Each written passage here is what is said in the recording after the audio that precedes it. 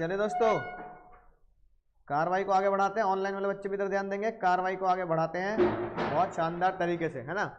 पिछली क्लास में हमने पढ़ लिया था, उम्मीद है तुमने सब कुछ पिछली क्लास में बहुत अच्छे से क्या कर लिया होगा सर, है ना, रिवाइज कर लिया होगा।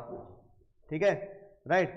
पिछले लेक्चर में क्या पढ़ लिया था हमने सर? ऑर्डर इंस्ट्रूमेंट क्या होता है, बियरर इंस्ट्रूमेंट क्या होता है, सेक्शन 4, 5 और 6 क्या होते हैं, है ना, राइट। तो अच्छे से याद कर लिया, घर पे जाकर रिवाइज कर लेना। नेगोशिएबल इंस्ट्रूमेंट बहुत छोटा है, बहुत आसान है, लेकिन मैं तुम्हें जो पढ़ा रहा हूं वो मैं तुम्हें पढ़ा रहा हूं इंटर लेवल के हिसाब से, है ना। कितने तरह के ऑर्डर इंस्ट्रूमेंट मैंने तुम्हें बना दिए, है ना। कहने को तो मैं क्या कहते हैं, एक घंटे में 4-5 पेज आराम से हो सकते हैं, पर एक ही पेज पे 1 घंटा लगाया था मैंने, ताकि बेसिक समझ में आ जाए ना। अब रिवाइज करने की जिम्मेदारी तुम्हारी बनती है सर। तो सर हम यहाँ पे थे, हम कुछ टेक्निकल इशू की वजह से, है ना, क्लास थोड़ी सी बीच में छोड़नी पड़ी। हम यहाँ पे थे, हमने एसेंशियल कैरेक्टर पढ़ लिए थे। क्या पढ़ लिए थे? एसेंशियल कैरेक्टर पढ़ लिए थे। तो कुछ बच्चे कहते हैं सर एसेंशियल कैरेक्टर जो आपने पढ़ लिए हैं, है ना, एसेंशियल कैरेक्टर जो आपने पढ़ लिए सर, उसमें हमने कुछ बातें क्या जानी थी सर? उसमें हमने जानी राइटिंग में होना चाहिए, साइन होना चाहिए, ट्रांसफरेबल होना चाहिए, टाइटल हमेशा फ्री होता है, जिसको भी मिलता है हम मानते हैं कि वो बेचारा भोलू है ना, उसको कोई चोरी का इल्जाम नहीं लगेगा, है ना। कितने नंबर ऑफ टाइम क्या कर लो पता था ना तुम्हें? A4 शीट लगा कर दो, मनी होगी। और सबसे इंपॉर्टेंट बात, ये जो बात है सर्टेन, यानी चाहे तुम कोई भी इंस्ट्रूमेंट बनाओ, चाहे तुम बोलो कोई भी इंस्ट्रूमेंट बनाओ, प्रॉमिसरी नोट बनाओ नेगोशिएबल इंस्ट्रूमेंट के अंदर, चाहे तुम बिल्स ऑफ एक्सचेंज बनाओ, चाहे, है ना, चेक बनाओ, इन तीनों में ही जो पैसा है बाबू, पैसा क्या होना चाहिए? बिल्कुल सर्टेन होना चाहिए। ऐसा नहीं है कि उल्टी सीधी बातें लिख दी कि कुछ भी दे दूंगा, कुछ भी जैसी चीजें नहीं होती। पैसा फिक्स होना चाहिए, इतने ही दूंगा, है ना। टाइम हमेशा फिक्स होना चाहिए, जैसे हम बिल्स ऑफ एक्सचेंज में करते हैं ना, टाइम हमेशा फिक्स होना चाहिए। 2 महीने के बाद, 3 महीने के बाद, 90 दिन के बाद, टाइम हमेशा फिक्स होना चाहिए। और पे भी हमेशा क्या होना चाहिए सर? सर्टेन होना चाहिए। ये नहीं कि तुमने चेक बना दिया मिस्टर इंडिया के नाम पे, मिस्टर इंडिया, है कि नहीं बात? तो भैया मिस्टर इंडिया के नाम पे चेक बना दोगे? अब मिस्टर इंडिया के नाम पे बिल ड्रॉ कर दोगे? I draw bills of exchange और मिस्टर इंडिया, नहीं ना। ये तीनों क्या होनी चाहिए सर? सर्टेन। और एक बात जो पिछले लेक्चर में मैंने तुम्हें बहुत ही गहराई से बता दी थी, ए बाबू, ए पुष्पा, सामने वाले को सामान क्या होना चाहिए? डिलीवर होना चाहिए। तो ऐसी चेक भी क्या होना चाहिए? डिलीवर होना चाहिए। कोई भी नेगोशिएबल इंस्ट्रूमेंट, तीनों में से सामने वाले को क्या होना चाहिए? डिलीवर्ड। और नेगोशिएशन भी किया तो क्या होना चाहिए? Negotiation plus deliver. बिना डिलीवरी करे सामने वाले को पता नहीं लगेगा कि मेरे को क्या मिला है, चेक मिला है या प्रॉमिसरी। अगर मैंने तुम्हें प्रॉमिसरी नोट बनाया, पिछली क्लास में बताया था कैसे बनता है, तो मैं तुम्हें डिलीवर करूंगा, तभी तो तुम्हें पता लगेगा। चेक बनाया तो भैया डिलीवर करना पड़ेगा किसको? जिसको चेक देना है। तुमने मुझे फीस का चेक दिया, मुझे डिलीवर करोगे, है कि नहीं बात? तीनों चीजें होनी चाहिए। बोलो भैया, तीनों चीजें क्या होनी चाहिए सर? अब अगर तुम्हें कोई याद कहे कि सर हमें याद कैसे करना है, क्या तुम्हें याद है, याद कैसे करना है सर? तो आप याद करोगे सर इसको कैसे? Characteristic of negotiable instrument. Negotiable instrument के जितने भी कैरेक्टर होंगे उन्हें याद करने के लिए तुम्हें लिखना पड़ेगा, है ना सर। क्या लिखना पड़ेगा? याद रखना कि अगर नेगोशिएबल इंस्ट्रूमेंट के कैरेक्टर याद करने हैं तो तुम्हें एक वेब सीरीज देखनी है। सर कौन सी? तुम्हें वेब सीरीज देखनी है, स्कैम। कौन सी देखनी सर? और 92, है ना। तो 92 को हम ऐसे लिखेंगे, स्कैम 92। देखो वेब सीरीज स्कैम 92 देखो। तो डब्ल्यू से क्या हुआ सर? क्योंकि जो नेगोशिएबल इंस्ट्रूमेंट के कैरेक्टर हैं वो चेक पे भी लगेंगे, बिल पे भी लगेंगे और प्रॉमिसरी नोट पे लगेंगे, तीनों पे लगेंगे। तो ये कॉमन हो गया सबके लिए कि कोई भी तीनों में से तीनों के तीनों राइटिंग में होनी चाहिए। कैसे होनी चाहिए सर? तीनों के तीनों, है ना, राइट। वेब सीरीज यानी कि तीनों के तीनों राइटिंग में होनी चाहिए। अगली बात, तीनों के तीनों साइन होने चाहिए। भैया जो बना रहा है वो साइन तो करेगा। अगली बात, तीनों के तीनों सर्टेन होने चाहिए, यानी कि जिसमें मनी अमाउंट, है ना, टाइम सर्टेन होगा। तीनों के तीनों क्या होने चाहिए sir? Free from any defect. Any defect free, किसी भी डिफेक्ट से वो फ्री होंगे। तीनों के तीनों किससे लिए होंगे? आटा दाल चावल के लिए नहीं होंगे बाबू है ना, ये तुम्हारे दिए गए एक्स को गिफ्ट के लिए भी नहीं होंगे। तीनों के तीनों किसके बारे में बात होगी सर? पैसा बाबू, पैसा, मनी के बारे में बात होगी। तीनों के तीनों नेगोशिएबल इंस्ट्रूमेंट। एन से क्या बनेगा सर? नंबर ऑफ टाइम क्या कर सकते हो आप? एंडोर्स कर सकते हो ना। ठीक है, और तीनों के तीनों नेगोशिएबल इंस्ट्रूमेंट ट्रांसफरेबल होने चाहिए, और तीनों के तीनों नेगोशिएबल इंस्ट्रूमेंट सामने वाली पार्टी को क्या करने हैं पुष्पा, डिलीवर करने हैं। सामने वाली पार्टी को बिना डिलीवर किए काम नहीं बनेगा। हो गया नहीं हो गया याद? तो भाई ये हो गए हमारे characteristic of negotiable instrument, characteristic of negotiable instrument. ठीक है बन्ना। अब सर अगली बात करते हैं सर, नेगोशिएबल इंस्ट्रूमेंट के बाद अब हम पढ़ते हैं सर पहला नेगोशिएबल इंस्ट्रूमेंट मैंने तुम्हें कौन सा बताया, कौन सा बताया सर? प्रॉमिसरी नोट बताया नहीं बताया? बोलो।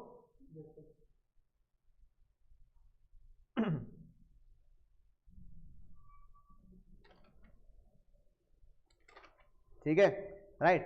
तो भाई सबसे पहली बात, ये सारे कैरेक्टर तो होंगे ही होंगे, अब यही कैरेक्टर लगा लो। प्रॉमिसरी नोट राइटिंग में होना चाहिए, प्रॉमिसरी नोट है ना, करेंसी नोट तो होता ही नहीं है। क्यों? क्या पिछली क्लास में करेंसी नोट दिखाया था 100 रुपए का, उस पर क्या लिखा है, मैं धारक को,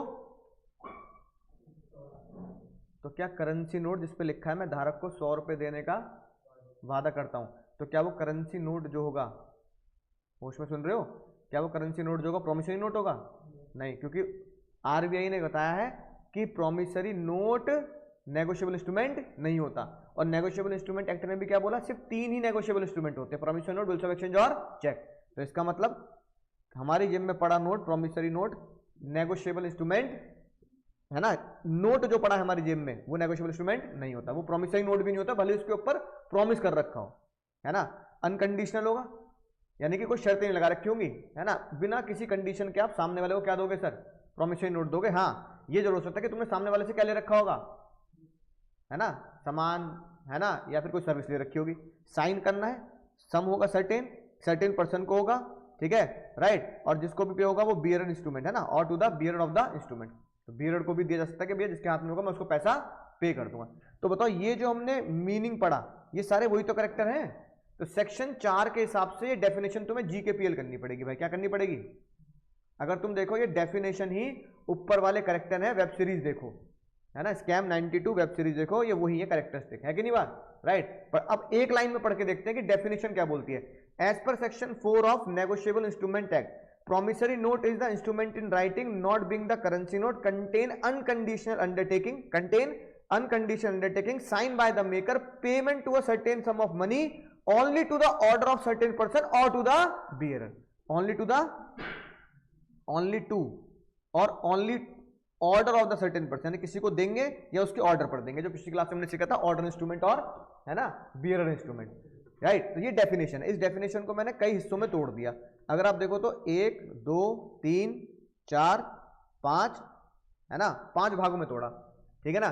certain sum of money only to the order, only to or to the order of certain person or to the bearer of instrument, यानी पेमेंट किसको होगी, या तो उस बंदे को होगी या उसके ऑर्डर पर होगी या बियरर को होगी, इन तीनों की तो पेमेंट हो सकती है। बस पेमेंट होगी किसको सकती है, 3 जनों को, या तो जिसका नाम लिखा है उसको, जिसका नाम लिखा है वो किसी को बोल दे उसके ऑर्डर पर, है ना, या फिर बियरर को, है कि नहीं बात। तो ये डेफिनेशन है भाई, डेफिनेशन जो होती है उसे मुझे as it is inverted comma में जीकेपीएल करनी पड़ती है, तो आपको ये रटनी पड़ेगी। लेकिन अगर आप डेफिनेशन में देखो तो डेफिनेशन में कुछ भी नहीं है, डेफिनेशन में नेगोशिएबल इंस्ट्रूमेंट के जो करेक्टर है ना, कैरेक्टरिस्टिक, इन करेक्टर को यहां पे डेफिनेशन के तौर पे बना दिया गया। और किसके नजरों से बनाया, नेगोशिएबल इंस्ट्रूमेंट के नजरों में, किसके नजरों से, प्रॉमिसरी नोट के नजरों से। राइटिंग याद रखना, करेंसी नोट इसलिए दिखाया था क्योंकि वो नेगोशिएबल इंस्ट्रूमेंट नहीं है, पर उस पर लिखा प्रॉमिस है। Not being a bank note और करेंसी नोट, है ना, जो राइटिंग में होगा हम उसे क्या देते हैं, अनकंडीशनल अंडरटेकिंग देते हैं, साइन करना पड़ता है, और जो पेमेंट होगी इसको होगी payment to or to his order और टू द बियरर, तो वो होगा प्रॉमिसरी नोट। कैसे बनता है, ऐसे बनता है, एग्जाम में बिल्कुल वैसे ही बना के आना है जैसे मैंने पिछली क्लास में बनवाया था ना, पिछली क्लास में भाई बनवाया था नहीं बनवाया था, तो एग्जाम में उसको बना के आए, ठीक है।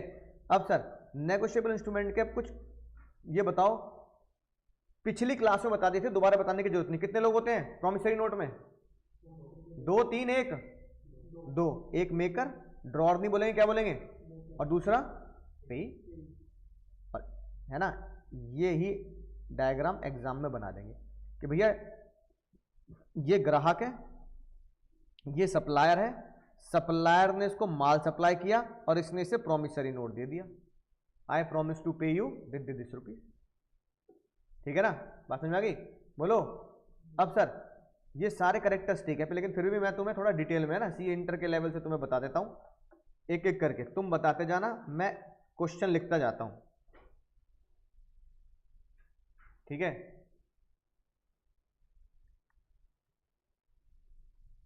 सिमरन टेल राज ऑन फोन, है ना, आई प्रॉमिस टू पे यू 10,000। क्या ये प्रॉमिसरी नोट है या नहीं है? क्यों नहीं है? बोलो, है या नहीं है? क्यों नहीं है? पहला करेक्टर रिटन। दूसरी बात है ना, सेन्यूरिटा acknowledge that I owe you, वो समझते हो ना, देने हैं, I owe you 10,000 रुपीज। क्या नेगोशिएबल इंस्ट्रूमेंट है या नहीं है? बोलो। I owe you 10K। सेन्यूरिटा ने बोला राज को कि भाई आई owe you 10K, promissory note है या नहीं है? अरे निकम्मो नहीं है भाई, प्रॉमिसरी नोट में वादा तो करो। ये क्या है? ये क्या है?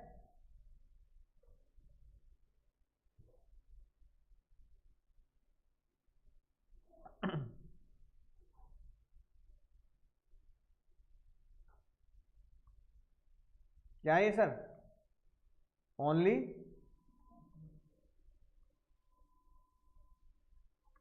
Acknowledgement.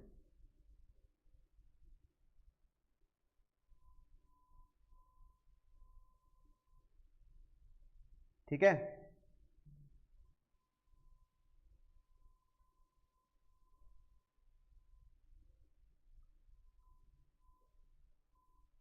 I promise to receive 10,000 रुपए, है ना, फ्रॉम रश्मि। रश्मि दीदी को हमने बोल दिया, मैंने प्रॉमिस किया कि मैं तुमसे 10,000 रुपये लूंगा। ये प्रॉमिसरी नोट है या नहीं है? क्यों नहीं है? अरे ये तो रिसीव के लिए है, तो एग्जाम में होश में पढ़ लेना। प्रॉमिसरी नोट हमेशा पे करने के लिए होता है, रिसीव के लिए थोड़ी होता है। अनकंडीशनल ऑर्डर टू पे, अनकंडीशनल पे के लिए होगा ना, रिसीव के लिए थोड़ी होगा।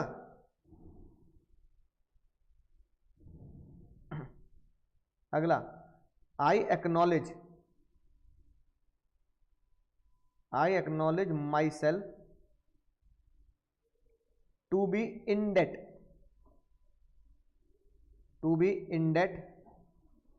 टू भोलू ₹10,000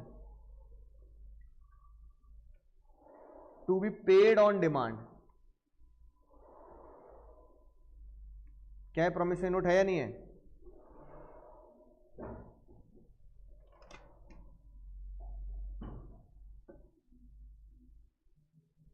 बोलो। ये प्रॉमिसरी नोट है क्योंकि इसमें सारी शर्तें पूरी है, बस इसमें प्रॉमिस वर्ड नहीं लिखा। प्रॉमिसरी क्या लिखा है?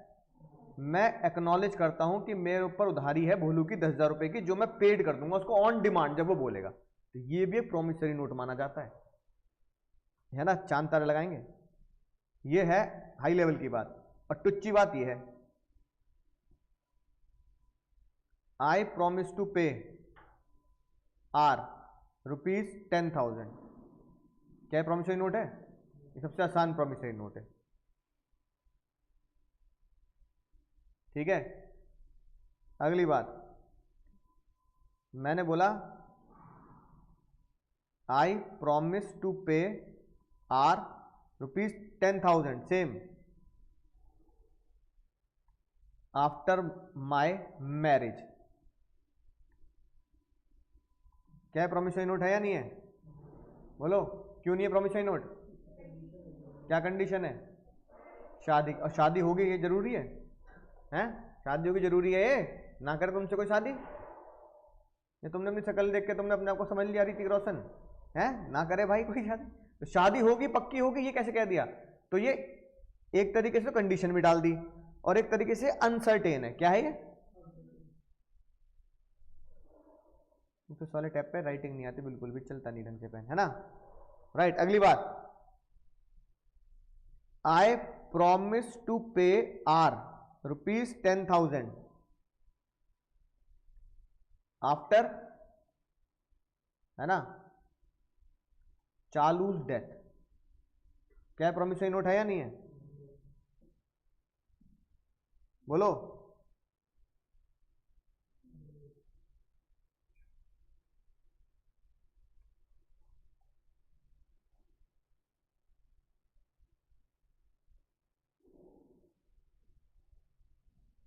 बोलो, क्यों नहीं हो सकता ये?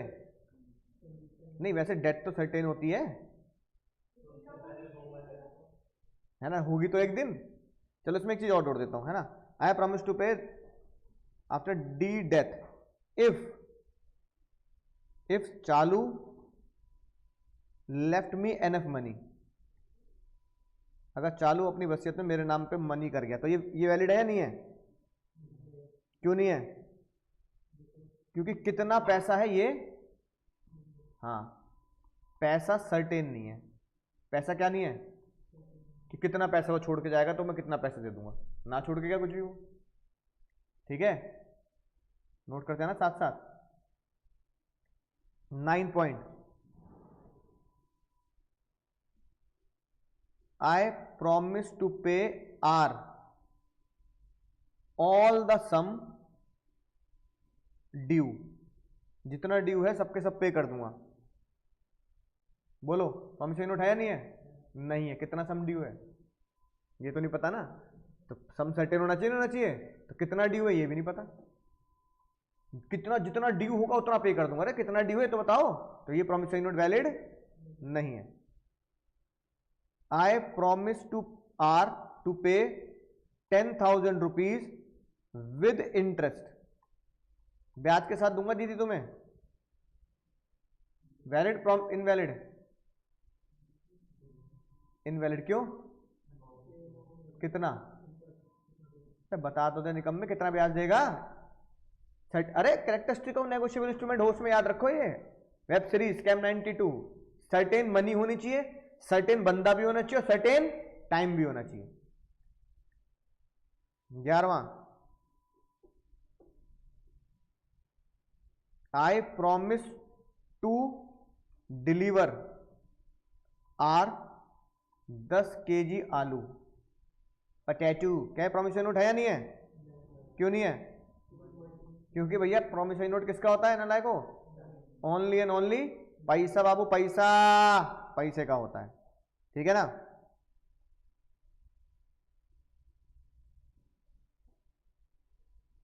राइट, आई प्रॉमिस टू पे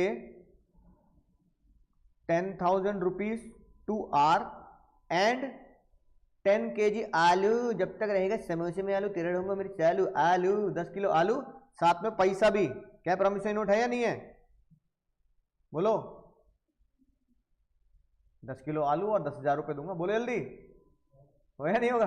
गलत जवाब लगा लो काटे। अरे नशेड़ियो, नहीं होगा। अबे प्रॉमिसरी नोट पैसों का होता है, बस पैसों का। फिर यार तुम फिर भी गलती कर रहे हो यार, तुम्हारे जैसे बच्चों को तो पढ़ा लेना चाहिए भाई, है ना? फिर भी गलती कर रहे हो। आई प्रॉमिस टू पे सेक्रेटरी ऑफ ICAI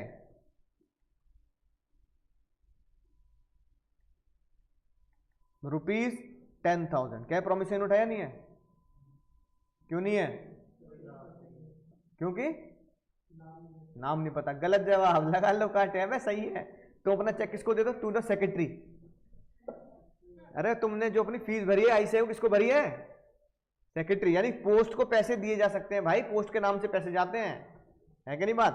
तुमने अब बीच में तुमने रजिस्ट्रेशन कराया, वहां सेक्रेटरी बदल गया, तुमने पैसे दिए पहले वाले सेक्रेटरी को, वो बदल गया, तो तुम्हारे पैसे मर जाएंगे। तो सेक्रेटरी का नाम लिखा होता है लेकिन वो पैसे किसको जाते हैं? पोस्ट को। क्योंकि पेई में भी डिसाइडेड बाय डेजिग्नेशन, पेई डेजिग्नेशन से भी डिसाइडेड किया जाता है। समझ गए?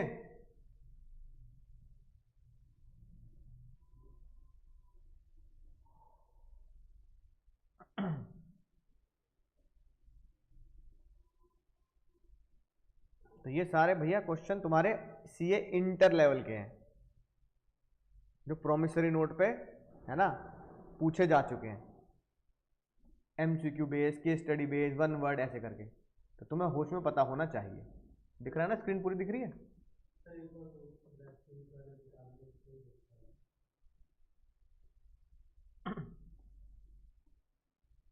ठीक है, आगे बढ़ते हैं, वो दिखा दूंगा, कोई दिक्कत नहीं, वो तो कोड है, वो मैं ग्रुप पे भेज दूंगा, है ना। आगे बढ़ते हैं भाई लोगों।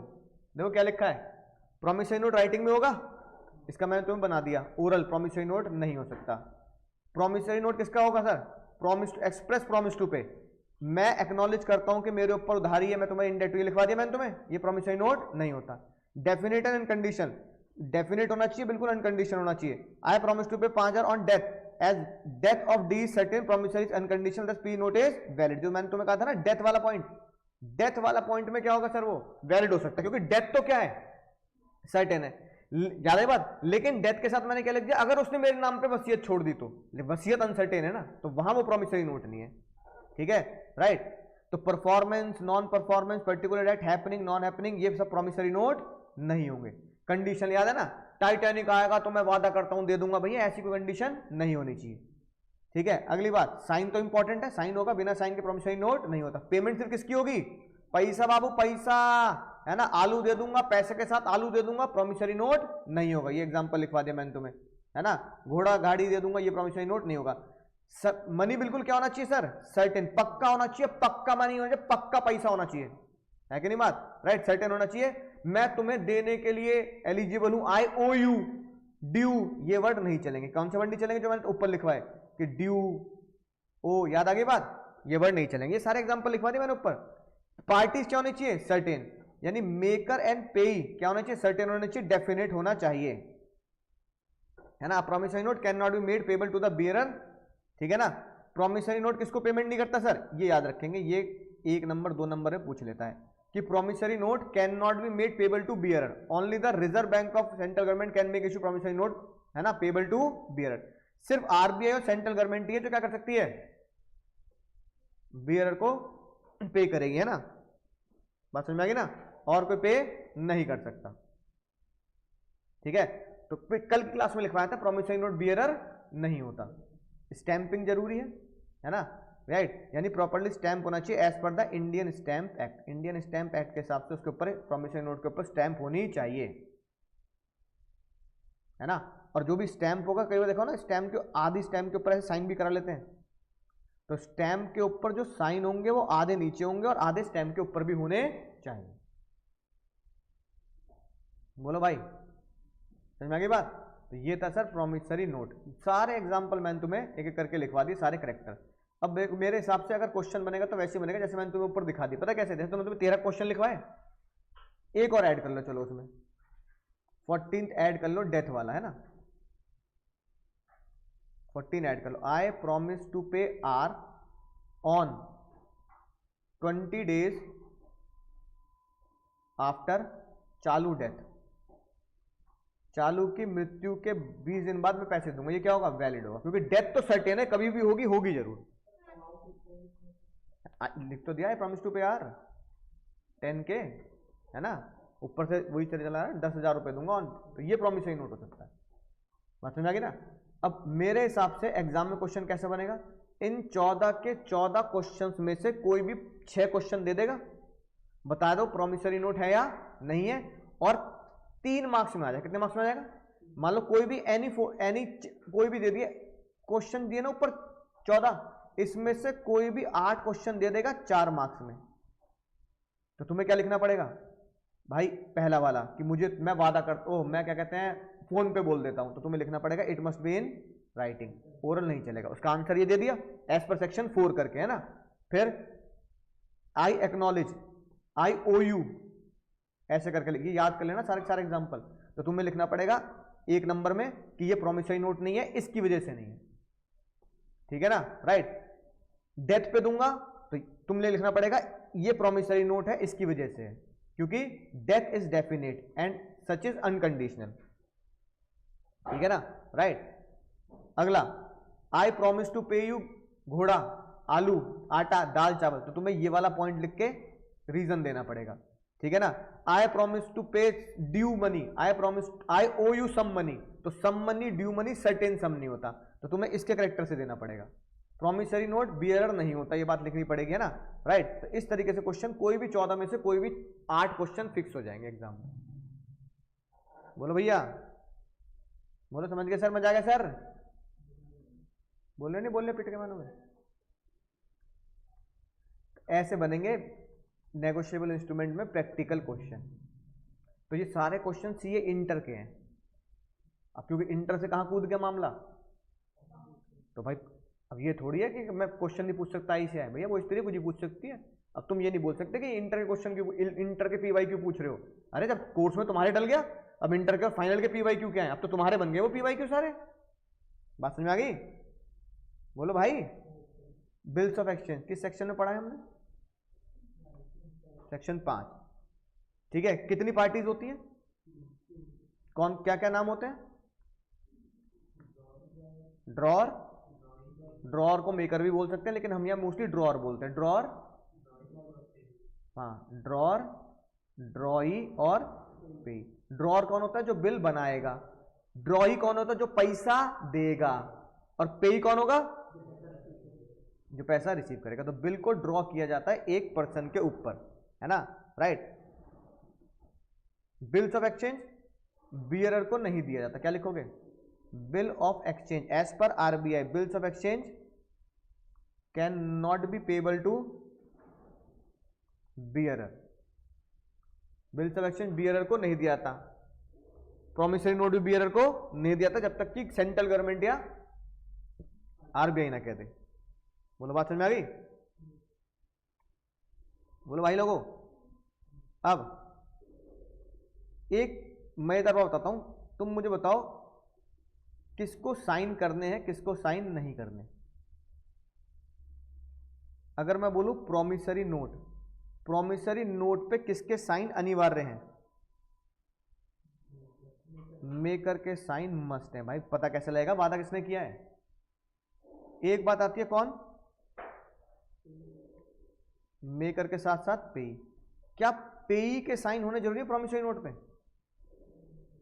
मर्जी है ना। पेई को बोल देना करना चाहे कर दे भाई, नहीं करना चाहे मत कर, मैंने साइन कर दिया तो मेरा वादा तो, है ना, बन ही गया।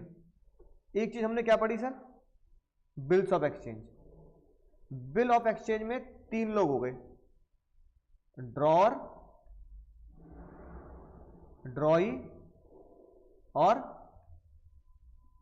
पे। खुद सोच के बताओ, क्या ड्रॉर के साइन होने जरूरी है या नहीं है? मस्ट है, मस्ट, मस्ट साइन करने हैं ड्रॉर को, अनिवार्य है, मैंडेटरी। अगर मैं बिल ड्रॉ कर रहा हूं तो मेरे साइन होने जरूरी है। ड्रॉई, जिसने पैसा दिया है, क्या उसके साइन जरूरी है या नहीं है? अब उसमें 2 बातें आती हैं, देखो सुनना ध्यान से। अगर उसने साइन नहीं किए, सुनना ध्यान से, अगर उसने साइन नहीं किए, कह रहा मैं क्यों करूं साइन, है ना भाई। जिसके ऊपर तुम बिल ड्रॉ कर रहे हो उसको कह रहे हो कि भैया मैं तुझे ऑर्डर दे रहा हूं तो उसको पैसे दे दे, ये तो होता है बिल में। अब वो कह रहा है कि भाई मैं साइन नहीं कर रहा, तो इसका मतलब पता क्या है? वो इंस्ट्रूमेंट वैलिड रहेगा, लेकिन पैसे देने की जिम्मेदारी किसकी है? ड्रॉअर की रहेगी। अब उसे मानेंगे instrument valid but not accepted. Instrument तो वैलिड हो गया, लेकिन ड्रॉई ने उसे क्या नहीं किया? ड्रॉई ने उसे एक्सेप्ट नहीं किया। तो जितनी भी बिल के ऊपर लाइबिलिटी है, वो लाइबिलिटी किसकी है? Liability is of drawer. Liability सारी किसकी आ जाएगी सर? ड्रॉअर की आ जाएगी।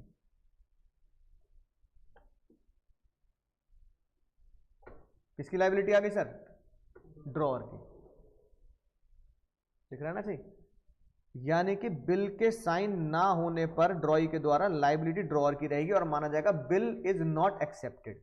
और अगर भाई उसने साइन कर दिए तो फिर तो भी वो वैलिड इंस्ट्रूमेंट है, और instrument valid is equal to valid and accepted instrument माना जाएगा। वैलिड एंड एक्सेप्टेड इंस्ट्रूमेंट होगा तो लायबिलिटी किसकी है? अब प्राइमरी लायबिलिटी हो गई, प्राइमरी लायबिलिटी, प्राइमरी समझते हो ना, पहली लायबिलिटी मानी जाएगी ड्रॉई की, कि ड्रॉई पैसा देगा। अगर ड्रॉई ने पैसा नहीं दिया तो फिर लायबिलिटी किसके ऊपर जाएगी? ड्रॉअर के ऊपर जाएगी। पेई को यहां पर साइन की कोई रिक्वायरमेंट नहीं। अरे जिसको पैसा मिलना है उसको तुम साइन करके क्या करोगे, इसकी कोई रेलिवेंसी नहीं है। बोलो भी बात समझ में आ गई? बाकी सारी कंडीशन वही है जो हमने प्रॉमिसरी नोट और उसके क्वेश्चन में पढ़ी। तो ये कॉन्सेप्ट किसका आ गया सर हमारा? सिग्नेचर का। अब देख लेते हैं बाबू, देख लेते हैं। ये रहा सर बिल ऑफ एक्सचेंज, है ना, बिल ऑफ एक्सचेंज। देखो क्या लिखा है, याद कैसे करना पड़ेगा सर? अब बिल ऑफ एक्सचेंज की ये डेफिनेशन है ना, राइट। तो कैसे याद करेंगे? Bill of exchange is an instrument in writing, same नहीं है बात, unconditional order sign by the maker, directing है। ये है अलग बात कि आप बिल ऑफ एक्सचेंज में एक बंदे को डायरेक्ट करते हो, प्रॉमिसरी नोट में आप एक बंदे को वादा करते हो। डायरेक्टिंग अ सर्टेन पर्सन, आप कहते हो कि भाई उसको दे दे पैसे, आई ऑर्डर रश्मि टू पे, है ना, राइट, पराग गुप्ता सर रुपीज इतने, तो मैं रश्मि को ऑर्डर दे रहा हूं, रश्मि को डायरेक्ट कर रहा हूं कि इतना पैसा, ठीक है, सर्टेन पर्सन, है ना, right, certain person Parag sir को दे दे, और to the bearer of the instrument, है ना, किसको दे दे सर? जिसके पास वो इंस्ट्रूमेंट है उसको दे दे, है कि नहीं बात? बोलो बात समझ आ गई? कितनी पार्टी होती है भैया? ये बना के आ सकते हो तुम, यहां स्टैंप हो गई,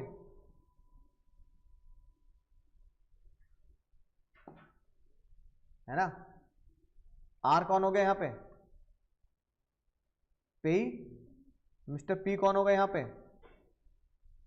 ड्रॉर, और किसको दिया इन्होंने? क्यू को। क्यू कौन हो गया? तो ड्रॉर मुंबई का है, ड्रॉ ही पुणे का है, और ड्रॉर पी जो है वो पुणे वाले को कह रहा है 3 मंथ आफ्टर द डेट, इस जनवरी 15 के 3 महीने के बाद आर को तू पैसे दे दियो 1.5 लाख रुपए, या आर जिसको बोले उसको दे दियो, ठीक है ना।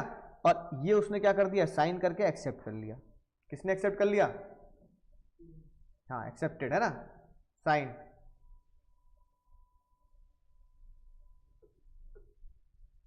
ठीक है, तो क्यू ने क्या कर लिया? उसे ड्रॉ है ना, क्यू ने उसे क्या कर दिया? एक्सेप्ट कर लिया।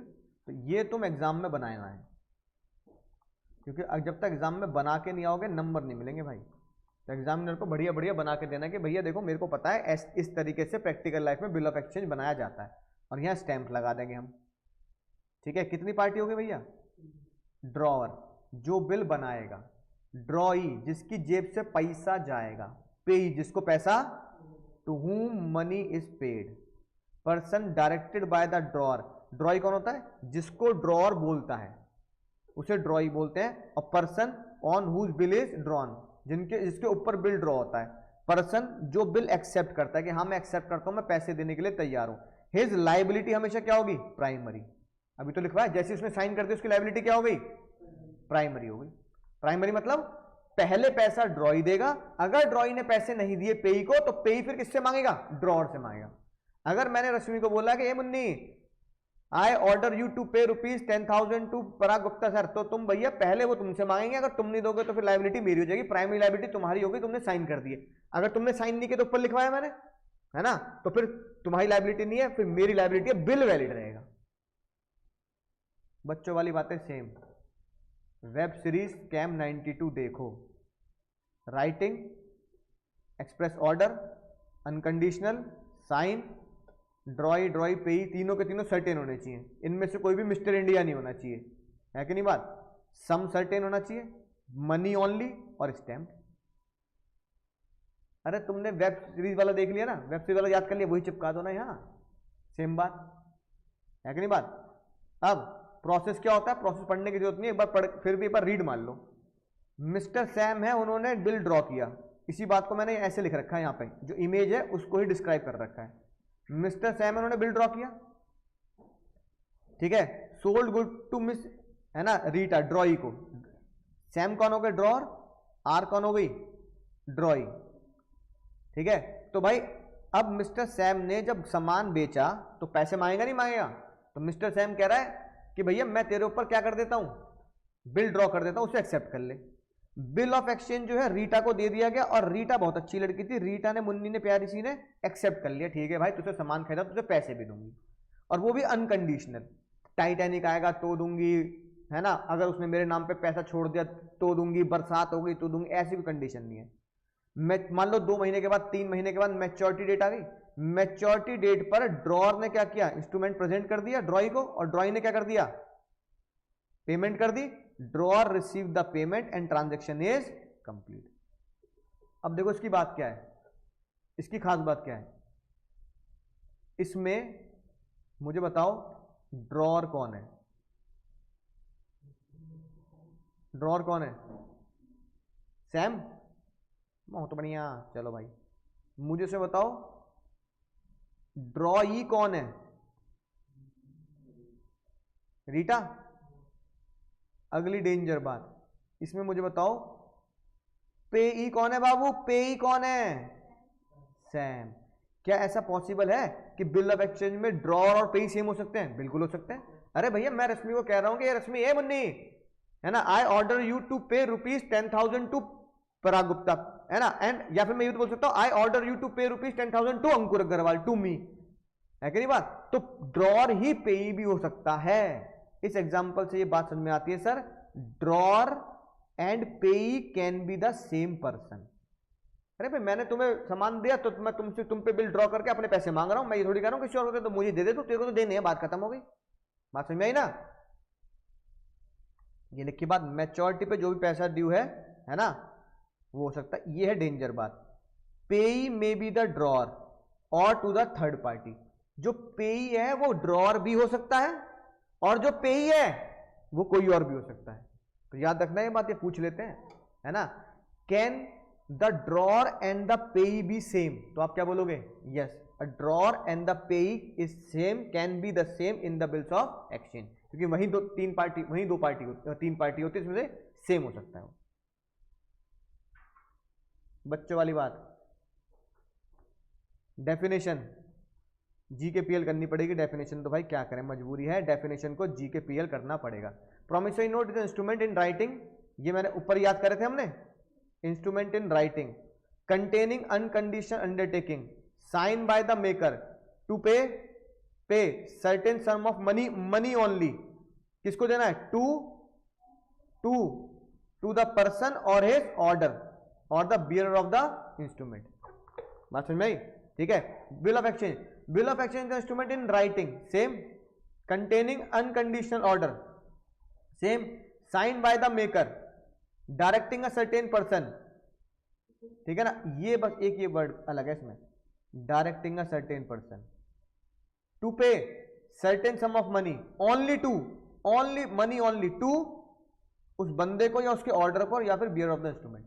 अब इन दोनों को वर्ड टू वर्ड पढ़ो, एक याद कर लो, दूसरी अपने आप याद है।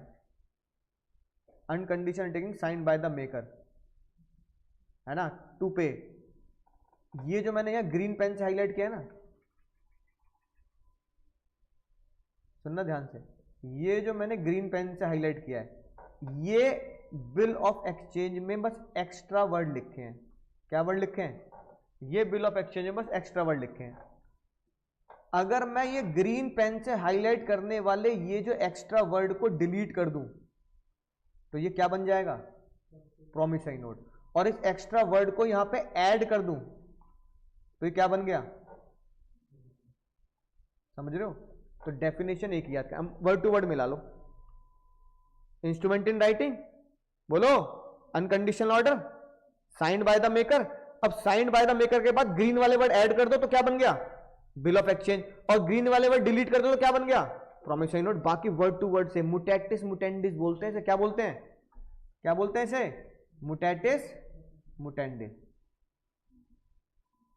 मुटेटिस मुटेंडिस, यानी everything remain same, just adding the 3 word, directed, directing a person, बाकी सारी चीजें सेम है। समझ गए?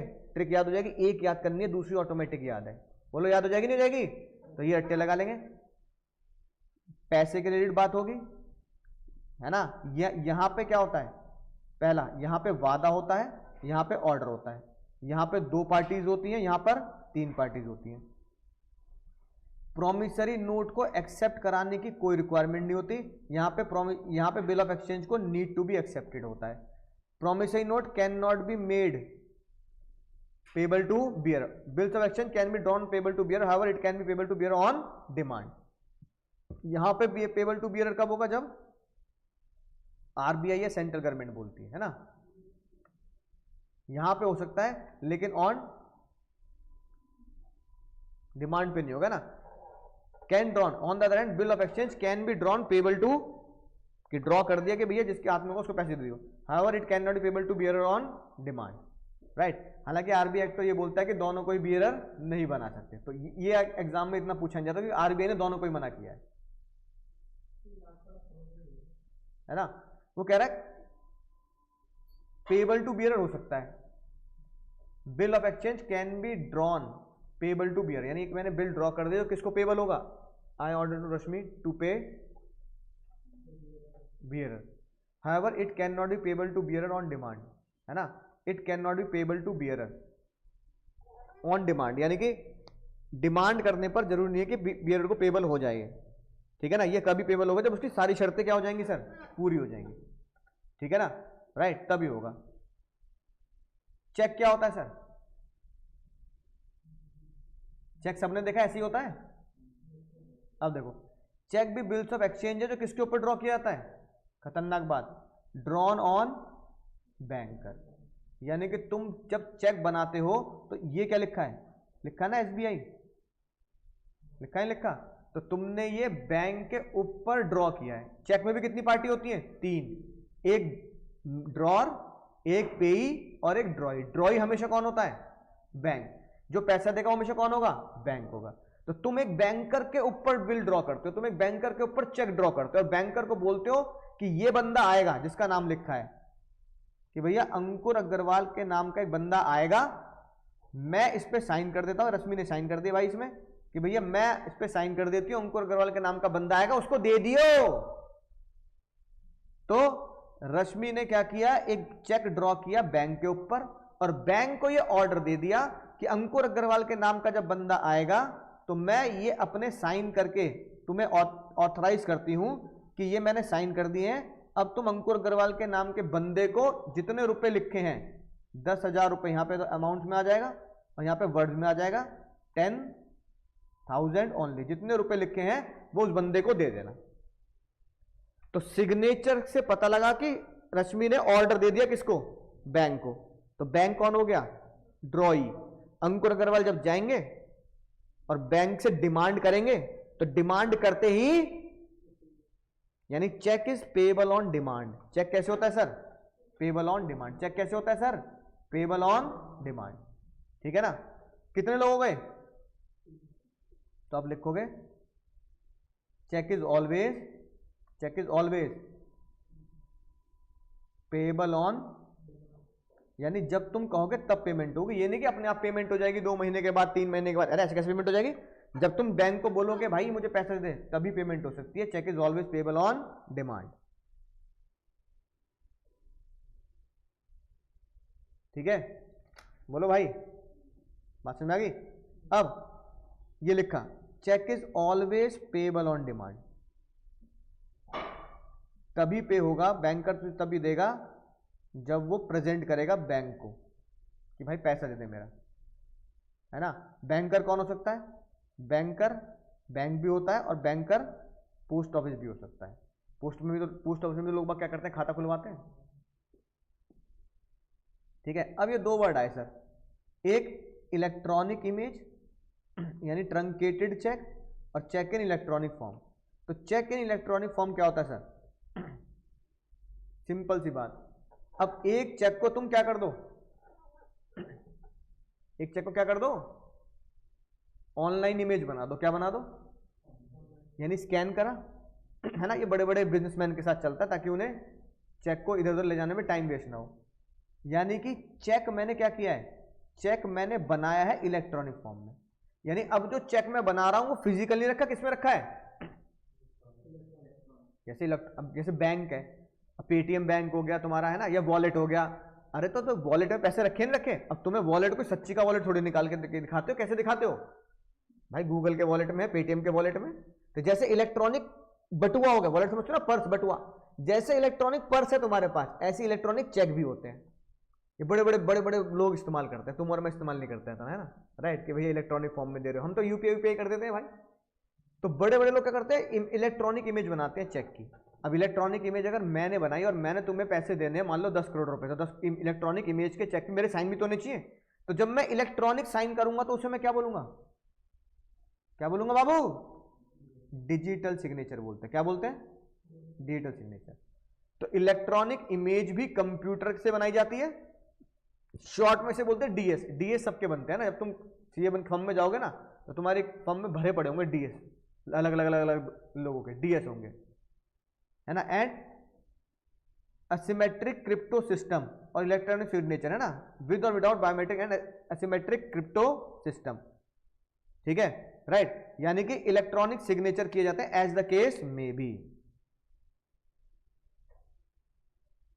बोलो भाई, तो इसे हम क्या बोलते हैं, चेक इन इलेक्ट्रॉनिक फॉर्म।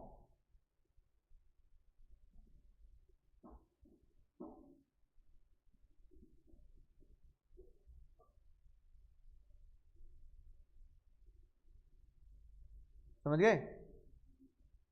अब जैसे ये जो क्या होता है एसिमेट्रिक, ये एसिमेट्रिक क्रिप्टो सिस्टम क्या होता है बताओ।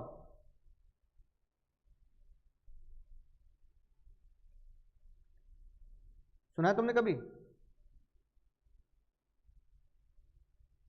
जब तुम वो पढ़ोगे ना, आईटी की कुछ चीजें पढ़ोगे, सेकंड ग्रुप में है इंफॉर्मेशन टेक्नोलॉजी का सब्जेक्ट, नहीं है, है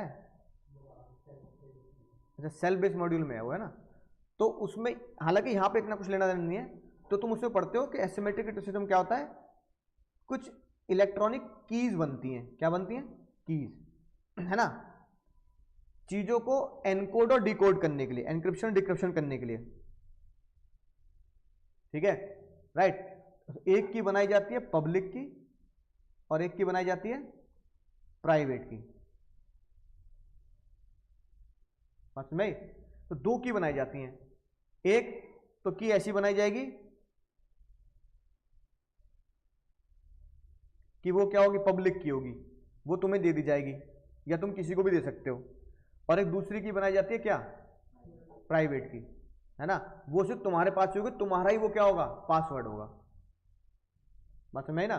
तो पब्लिक की का मतलब देखो क्या होता है, मान लो जैसे अब तुम्हें मेरा खाता चेक करना है कि नहीं बात, तो तुम डालना, मान लो तुमने गूगल पे या पेटीएम डाउनलोड किया, पेटीएम में तुमने, तुम्हारे पास मेरा आधार कार्ड भी है ना, तो तुमने क्या किया, अंकुर का, तुमने देखो भाई देखते हैं सर के खाते में कितने पैसे पड़े, ठीक है, तो तुमने क्या किया, क्योंकि पेटीएम से बैंक का भी चेक हो जाएगा, अब तुमने डाला अंकुर अग्रवाल, फिर उसने डाला फोन नंबर डालो, अब तुम्हें मेरे पास मेरा फोन नंबर भी डाल दिया, ठीक है, फिर क्या होगा, फिर जैसे फोन नंबर डालोगे तो ओटीपी आएगा, अब ओटीपी किसके पास है, मेरे पास है। तो पब्लिक की क्या होगी, कोई भी उसे क्या कर सकता है, एक्सेस कर सकता है। प्राइवेट की क्या होगी, सिर्फ मेरे पासवर्ड से। अच्छा मान लो तुमने कहीं से ओटीपी भी देख लिया मेरा, फिर जब तुम ओटीपी करके उसे लॉगिन करोगे तो जब तुम देखोगे भैया कोई पेमेंट करनी है, तो पेमेंट के बाद वो क्या मांगेगा, पासवर्ड मांगेगा, है ना, राइट, कि 4 डिजिट पासवर्ड या 6 डिजिट पासवर्ड डालो, तो वो प्राइवेट की होती है। क्या होती है कि पब्लिक की के साथ सिर्फ मेरी प्राइवेट की मैच होगी तभी वो क्या होगा, पेमेंट करेगा, है ना। तो पब्लिक की क्या होती है, कोई भी उसे कर सकता है, एक्सेस कर सकता है नाम और नंबर से, लेकिन प्राइवेट की क्या होती है, मेरे एक तरीके से पासवर्ड। तो तुम ये आईटी में पढ़ोगे, जिसे हम बोलते हैं असिमेट्रिक क्रिप्टो सिस्टम, है ना, जिसे आप बोलते हो use of public key and as well as private key to protect the cheque और digital payment. Use of public key and private key to protect, use of public key and, चलो यहां लिख देता हूं, एसिमेट्रिक क्रिप्टो सिस्टम, जिसे आप short में बोल सकते हैं एसीएस सिस्टम। क्या होता है, एसीएस सिस्टम होता है, ये तुम्हारे एग्जाम में नहीं पूछेंगे, use of public key and private key to protect digital payment, तो ये तुम जो तुम्हारा सेल्फ बेस्ड लर्निंग वाला कोर्स है उसमें तुम इंफॉर्मेशन टेक्नोलॉजी में पढ़ोगे, है ना। To protect digital payment from unauthorised access, digital payment from unauthorised use और एक्सेस। अरे भाई मेरा नंबर तुम्हारे पास है, मेरा आधार कार्ड तुम्हारे पास है, तो इसका मतलब ये थोड़ी कि पेटीएम में और क्या कहते हैं गूगल पे में और कहीं पे मेरी डिटेल डाल के मेरे पैसे निकालने की कोशिश करोगे, है कि नहीं। बात समझ में आई, ठीक है। एटीएम भी तो वही होता है। एटीएम तुमने मेरा डेबिट कार्ड चुरा लिया और तुम्हारे पास डेबिट कार्ड आ गया, जैसे तुमने एटीएम में इंसर्ट किया वो डिटेल मेरी पकड़ लेगा, नहीं पकड़ लेगा कि हाँ ये डेबिट कार्ड अंकुर अग्रवाल का यहाँ खाता है, फिर वो पूछेगा चूज विदड्रॉ, है ना, कैश, करेगा नहीं करेगा। उसे बोलते हैं पब्लिक की, कि उसने डेटा पकड़ लिया मेरा, कोई किसी का भी डेटा पकड़ लेगी, है ना, कोई भी सिस्टम। लेकिन प्राइवेट की क्या होती है, जब तुम मेरा क्या डालोगे, 4 डिजिट का पिन डालोगे तभी तो पेमेंट देगा वो। तो पब्लिक और प्राइवेट की को मिलाने की सिक्योरिटी को बोलते हैं एसिमेट्रिक क्रिप्टो सिस्टम। अब सर अगली बात आती है सर ट्रंकेटेड चेक क्या होता है, क्या लिखा है सर हमारा, बोलो। ट्रंकेटेड चेक, कि भाई ट्रंकेटेड चेक क्या होता है, सुनना ध्यान से।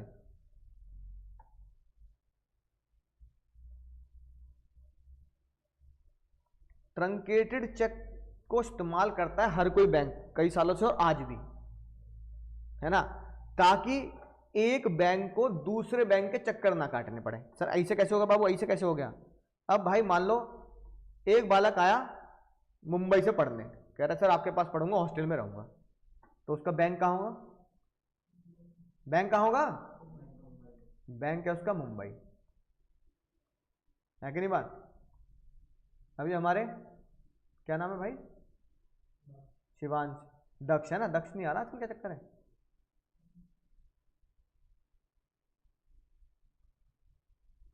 अब भाई ये शिवांशु के दर्जे भाई मुंबई से आए, कहने लगे सर पढ़ना आपसे है।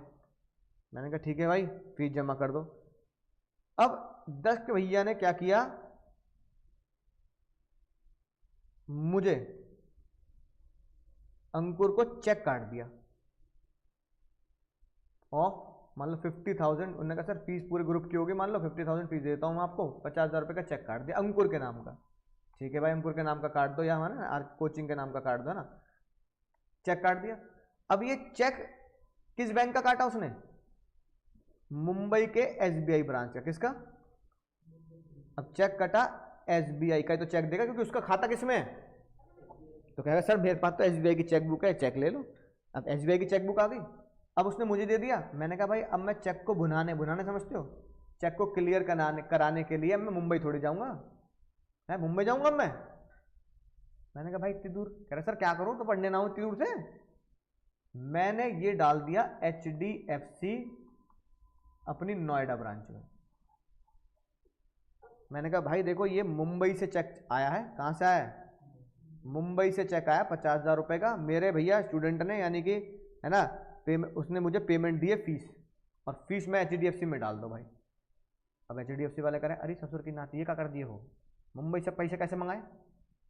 मैंने कहा भाई मैं थोड़ी जाऊंगा, अगर मैं ही जाऊंगा तो फिर तुम्हारे बैंक का खाता खोलने का फायदा ही क्या है, फिर मैं मुंबई जाके कैश ना लेके आऊं, फिर कैश के लिए ट्रैवल करूंगा, और 10,000 रुपये तो आने जाने के लग जाएंगे, तो बचेगा क्या फीस में से, हैं।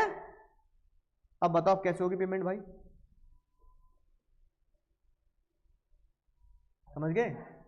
अब HDFC वाले क्या करेंगे, HDFC वाले बीच में क्लियरिंग हाउस होता है, कौन होता है, इसे बोलते हैं क्लियरिंग हाउस। क्या बोलते हैं,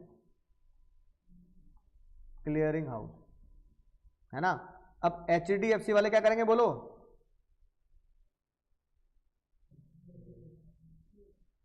अब HDFC वाले अपने, चलो इसको ऐसे कर देता हूं, अपने चेक को क्लियरिंग हाउस में भेजेंगे, और कैसे भेजेंगे, इमेज भेजेंगे। क्या भेजेंगे बाबू, इमेज, यानी कि फोटो भेजेंगे, इमेज स्कैन करके। किसकी इमेज भेजेंगे, 50,000 रुपए वाले चेक की, ठीक है।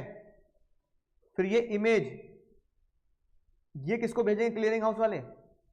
ये बैंक का सिस्टम है, क्लियरिंग हाउस मतलब एक बैंकिंग का अपना खुद का एक सिस्टम है कि वो चेक करते हैं कि चेक असली है कि नहीं है, ऑथराइज है कि नहीं है। अब ये इमेज वो किसको भेज देंगे, ट्रांसफर कर देंगे किसको, एसबीआई को, और एसबीआई को बोलेंगे कि तुम्हारे बैंक में खाता खुला हुआ है ना, शिवांश दक्ष के नाम का खाता खुला हुआ है, इस बंदे ने नोएडा में चेक काट के दे दिया, और नोएडा में जिस बैंक के पास चेक गया है वो बैंक कह रहा है कि दक्ष ने पैसा दिया है, तो दक्ष के पैसे काट के नोएडा में भेज दो, हम अंकुर के खाते में डाल देंगे 50। बोलो भाई,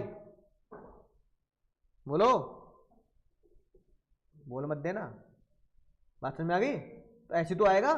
अब खुद सोचो, एचडीएफसी का एक बंदा ट्रैवलिंग करके ट्रेन से या प्लेन से कहां जाएगा, मुंबई जाएगा, मेरे 50,000 रुपए लेने। तो ऐसा हजारों बैंक है हमारे देश में।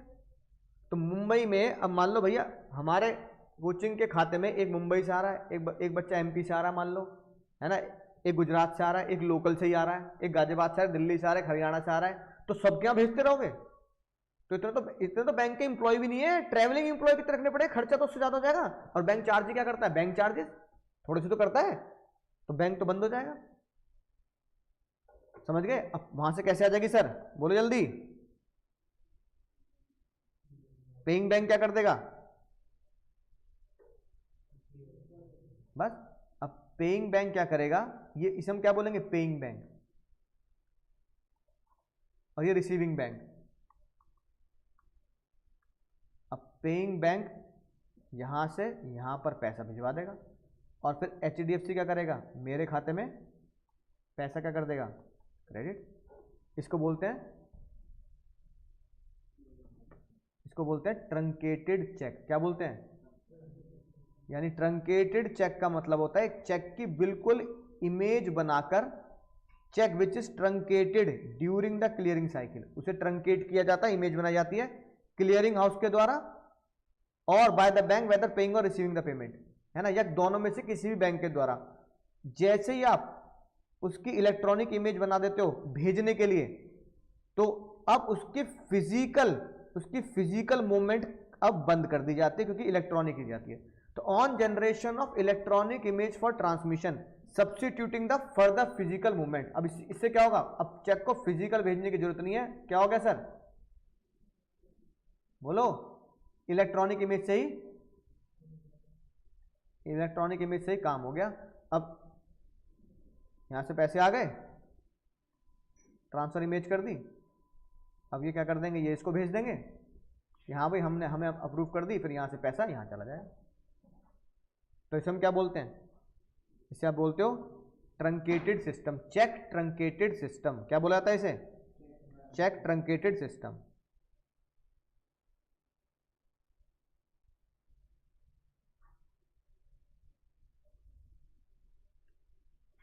क्यों यूज किया जाता है, ताकि चेक को फिजिकली मूव कराने का खर्चा ना हो, सब्स्टिट्यूटिंग द फर्दर। समझिए बात। सर कितने लोग होते हैं चेक में, पहला ड्रॉअर, जो पूछेगा भाई कैश लेगा चेक लेगा, है कि नहीं बात। दूसरा कौन होगा सर, ड्रॉई हमेशा कौन होगा, बैंक होगा। तीसरा कौन होगा सर, पेई। तीसरा कौन होगा, पेई कौन होगा sir,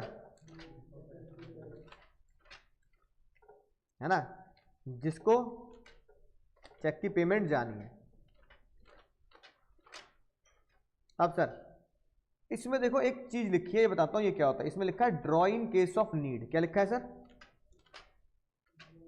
draw in case of need.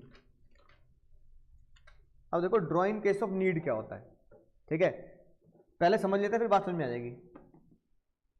नाम से तुम्हें क्या पता लग रहा है, नाम से बताना जरा, नाम से क्या पता लग रहा है, draw in case of need.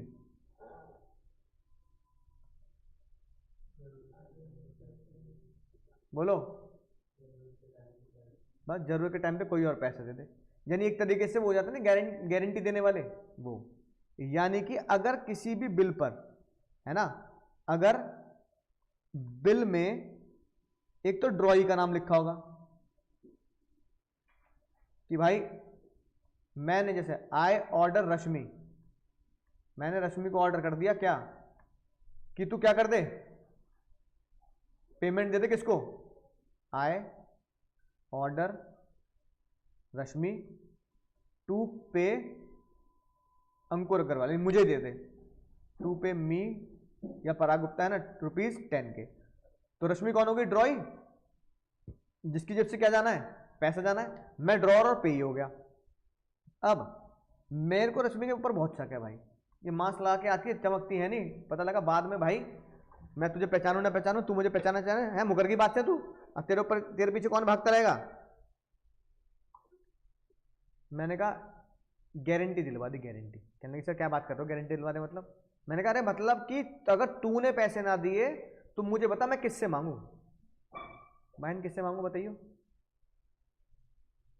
किससे मांगू? किसी का नाम तो बता दे।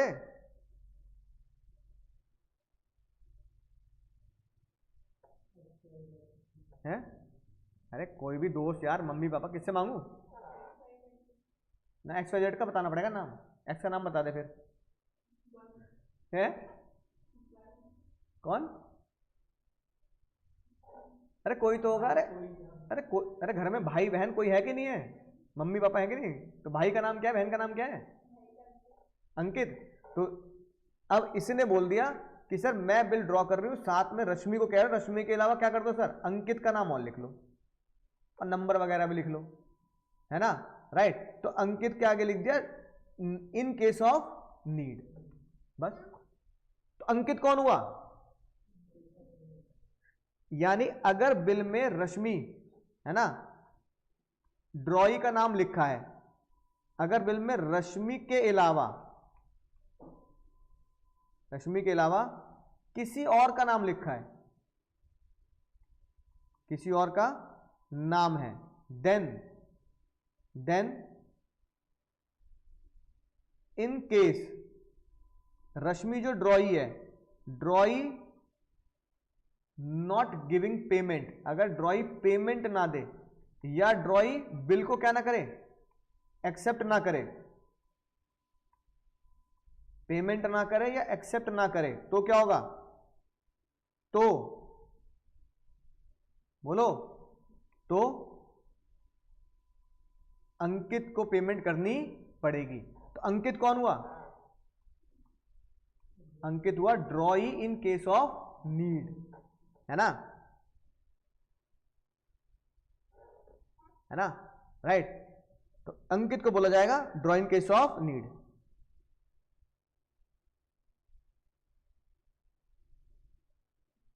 अंकित की लायबिलिटी कब आएगी?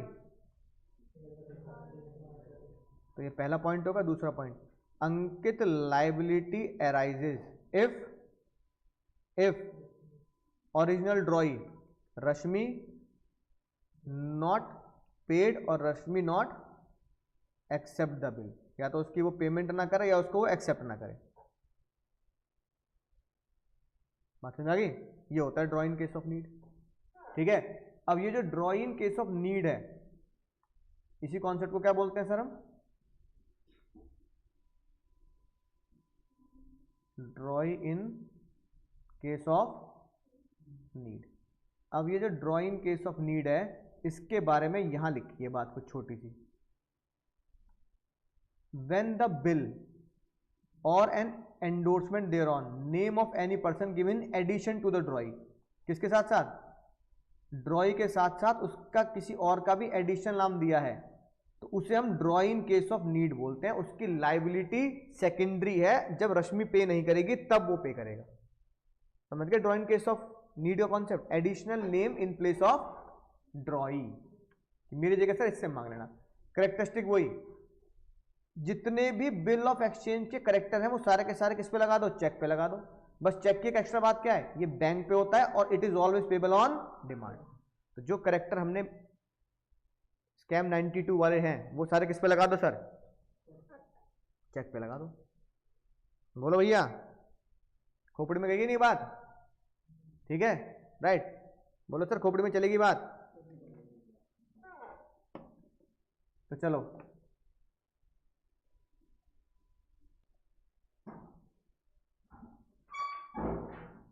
तो चलो दोस्तों, है ना, उम्मीद है अब तक की प्यार भरी बातें तुम्हें समझ में, है ना, आ गई होंगी।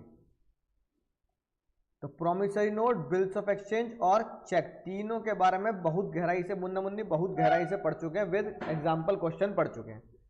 अब सर अगला मुद्दा आता है नेगोशिएबल इंस्ट्रूमेंट का क्लासिफिकेशन, कितने प्रकार के नेगोशिएबल इंस्ट्रूमेंट होते हैं। सिंपल सी बात है, क्वेश्चन से समझा दूंगा। ये हम पढ़ चुके हैं, पिछले लेक्चर में तुम्हें इसके क्वेश्चन लिखवाए थे और इसके भी लिखवाए थे, याद है एक बार। Drawn payable to a particular person, payable to a particular person or his order, or payable to the order of a particular person.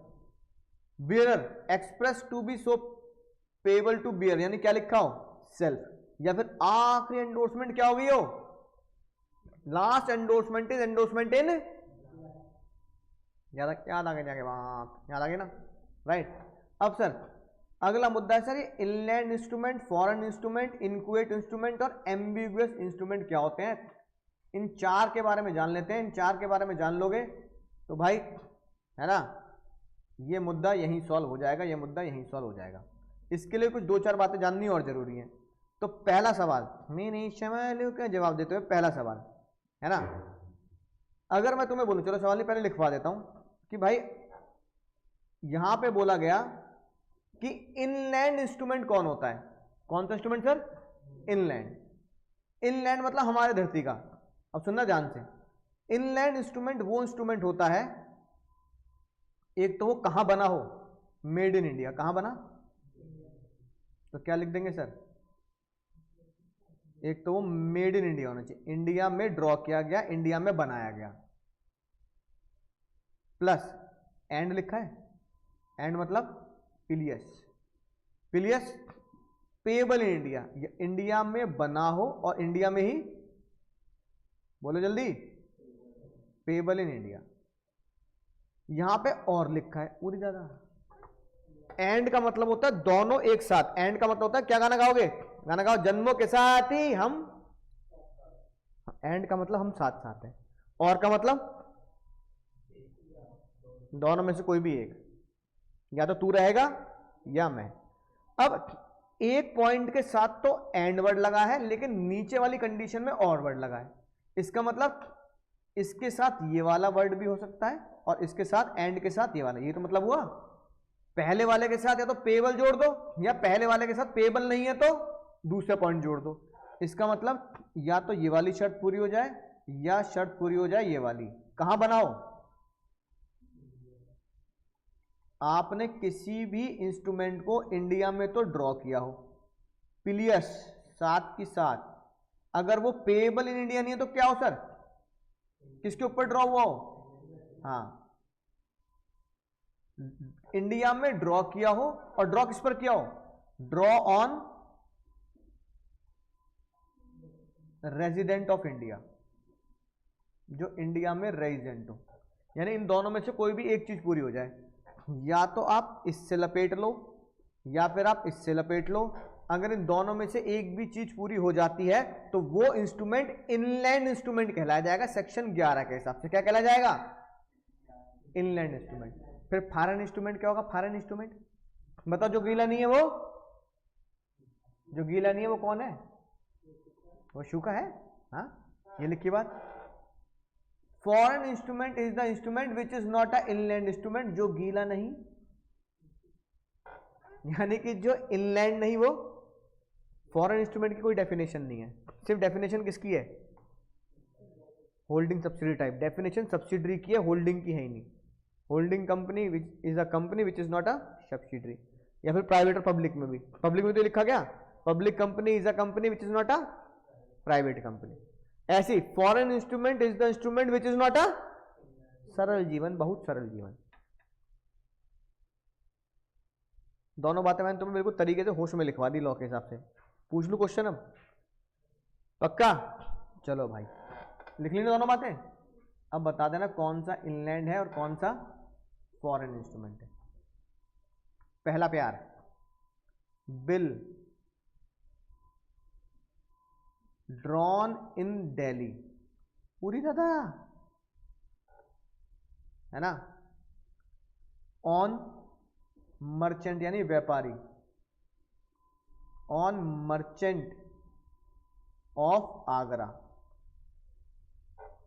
Payable in Delhi.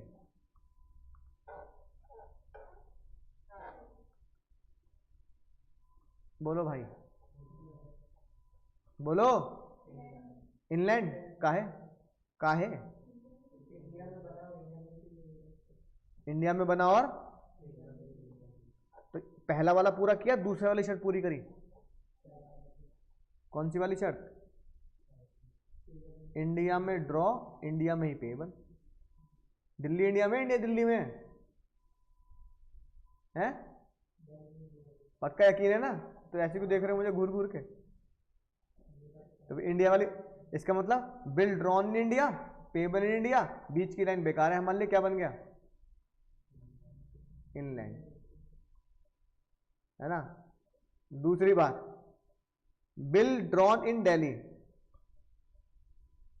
ऊपर वाली बातें लिख रहा हूं, तो ऐसे ऐसे करने का मतलब समझ गया ना। Bill drawn in Delhi on merchant of America, ठीक है। Payable in Hyderabad. अब इनलैंड होगा नहीं होगा? क्यों होगा? पर मर्चेंट तो अमेरिका का है, मर्चेंट तो अमेरिका का है। कौन रेजिडेंट है? मैंने रेजिडेंट की तो बात ही नहीं करी है। अरे drawn in India, payable in India, बात खत्म। रेजिडेंट की बात क्यों कर रहे हो?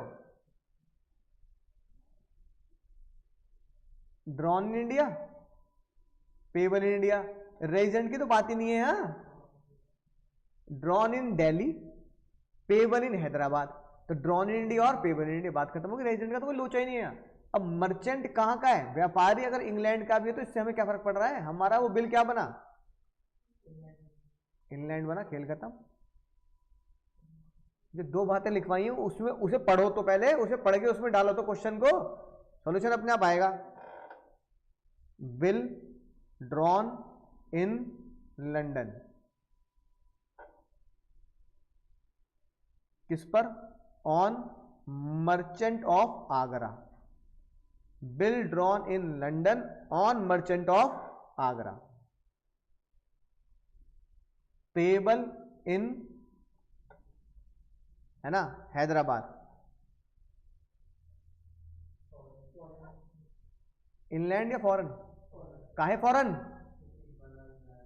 क्योंकि किसी भी इनलैंड इंस्ट्रूमेंट की सबसे पहली शर्त क्या है? Drawn in India, drawn in India. पहले इंडिया में ड्रॉ तो कर लो, पेबल इन इंडिया और payable to resident of India, ये तो बात की बातें हैं, पहले ड्रॉ तो कर ले इंडिया में। मेरा समझ में आ रही कि नहीं आ रही बात? ये चाटे खाओगे? जल्दी बताओ, आ गई ना? तो क्या लिख दूं, इनलैंड या फॉरेन? इसका मतलब फॉरेन इंस्ट्रूमेंट की कोई डेफिनेशन नहीं है जो इनलैंड ना हो, जो इनलैंड ना हो वो फॉरेन।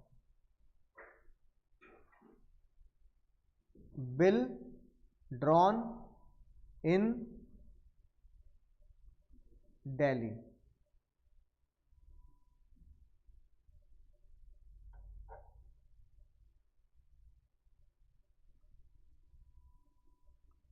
ठीक है, on merchant of Agra.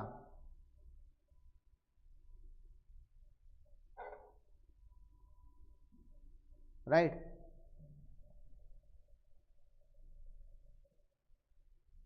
Merchant of Agra,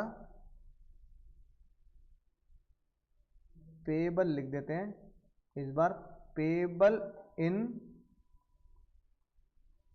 London.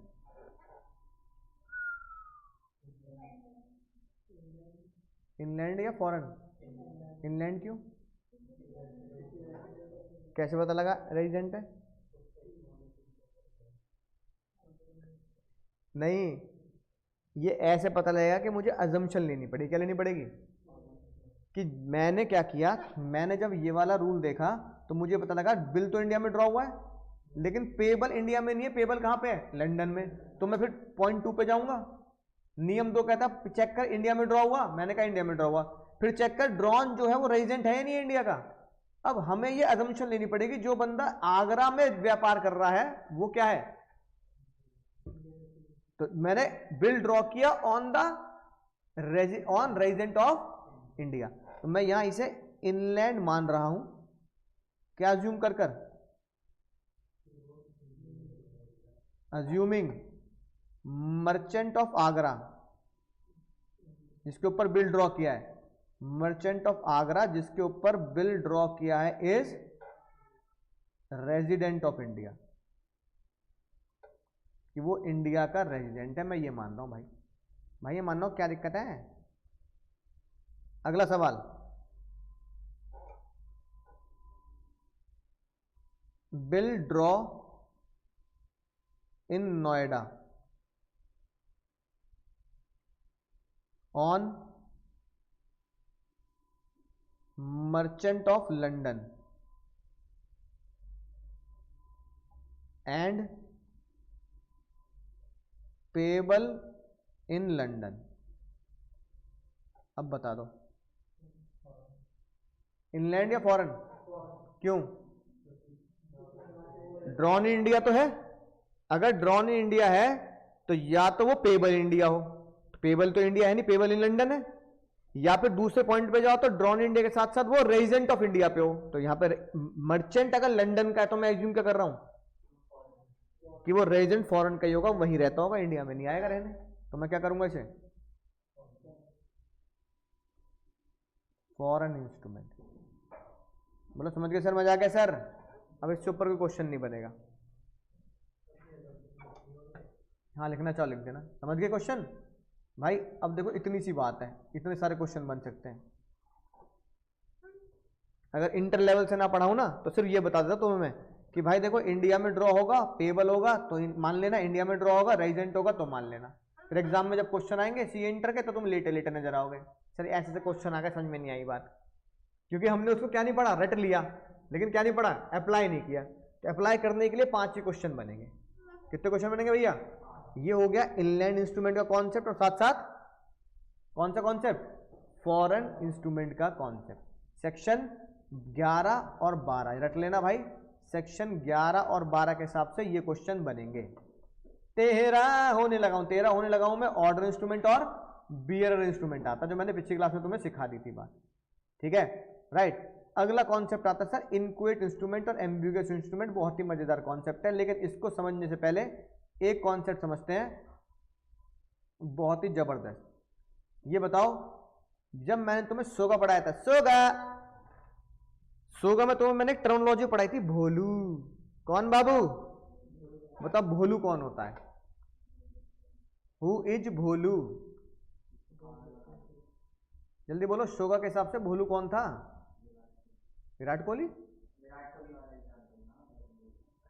अरे भैया तो भोलू कौन हुआ ये बताओ, ढंग से बोलो, फिर एग्जाम में लिख देंगे जिसे पागल बनाया जा रहा है। भोलू पागल थोड़ी बनाया जाता भोलू को तो कानून बचाता है।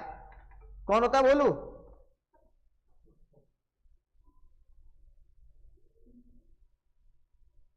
अब खड़े हो जाओ पहले, ऑनलाइन वाले वहीं खड़े हो जाएंगे अपने सोफे पे, खड़े हो जाओ सारे, पेपर आ रहा है तुम्हारे, तुम होश ही ना है।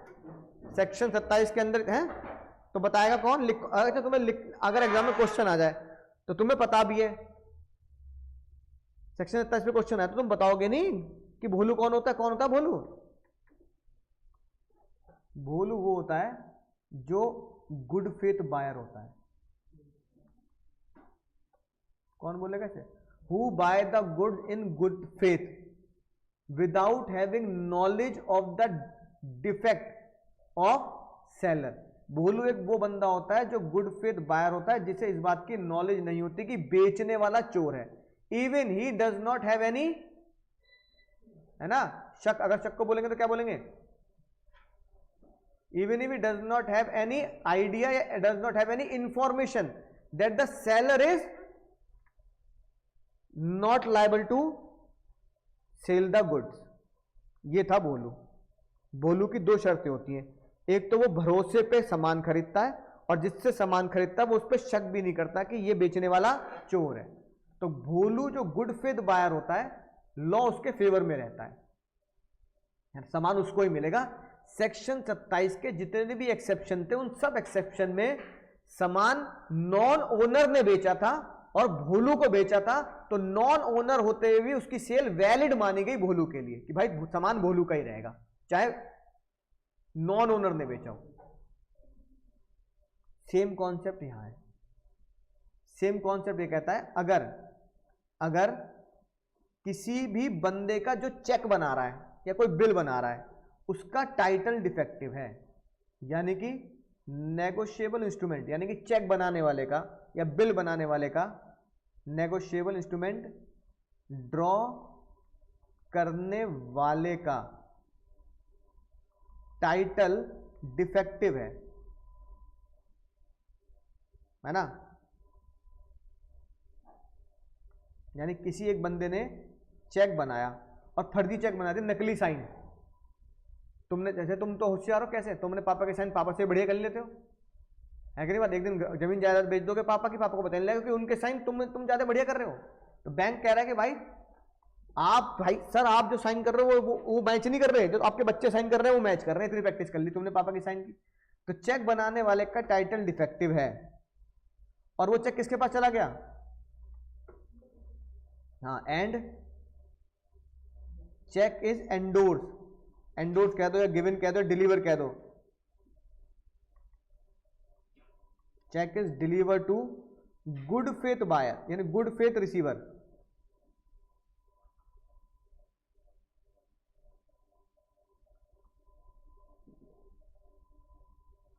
वो भी विदाउट नेग्लिजेंसी, विदाउट, यानी कि विदाउट नेग्लिजेंसी का मतलब उसे पता है जिससे मैं सामान ले रहा हूं या जिससे मैं चेक ले रहा हूं वो समाज में चोरी चकारी वाले काम नहीं करता। तो जिसको चेक मिला वो कौन होगा, cheque is good faith receiver. Receiver के आगे क्या लिख दो, भोलू। रिसीवर कौन हो गया, भोलू, मिस्टर भोलू। तो क्या होगा, तो आप क्या बोलोगे, mister Bholu is good faith receiver, और उसे गुड फेथ रिसीवर को गुड फेथ बायर की जगह, गुड फेथ रिसीवर की जगह नेगोशिएबल इंस्ट्रूमेंट ने एक नया नाम दे दिया। रिश्ता वही, सोच नई। उस नई सोच का नाम दिया होल्डर इन ड्यू कोर्स। क्या नाम दिया, holder in due course, short में HDC।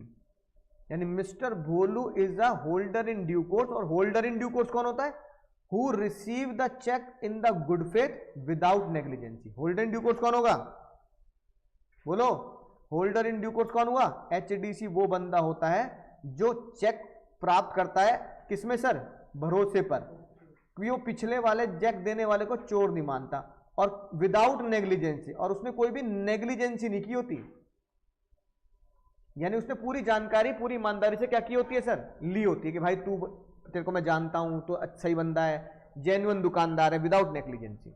तो भोलू जो होगा है ना, उसे HDC बोला जाएगा। क्या बोला जाएगा, HDC। और HDC जो होगा वो अपने पीछे वाले के ऊपर क्या कर सकता है, केस कर सकता है, और उसके पीछे वाले पर भी केस कर सकता है।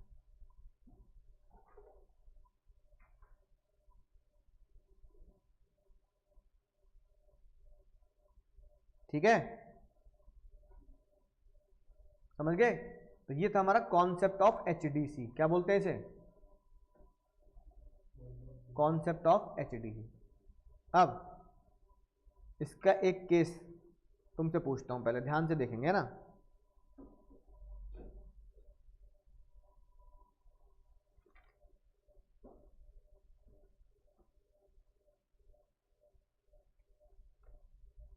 एक ही केस से तुम्हें क्वेश्चन समझ में आ जाएगी बात, सुनना ध्यान से। एक मान लो दुकानदार है, मिस्टर डी,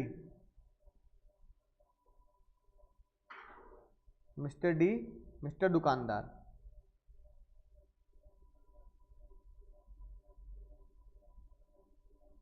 उसने एक चेक दे दिया मिस्टर चालू को। किसको दे दिया, और मिस्टर चालू जो है ये चेक नकली चेक था, फ्रॉड। मिस्टर चालू भी एक दुकानदार थे, चोर चोर भाई भाई। मिस्टर चालू को पता था कि ये क्या है, फर्जी चेक है ना, राइट, नकली चेक चल रहा है, जिसका नुकसान हो रहा हो जाएगा। बोलो बात सुन भाई, बोलो। चालू ने ये चेक एंडोर्स कर दिया,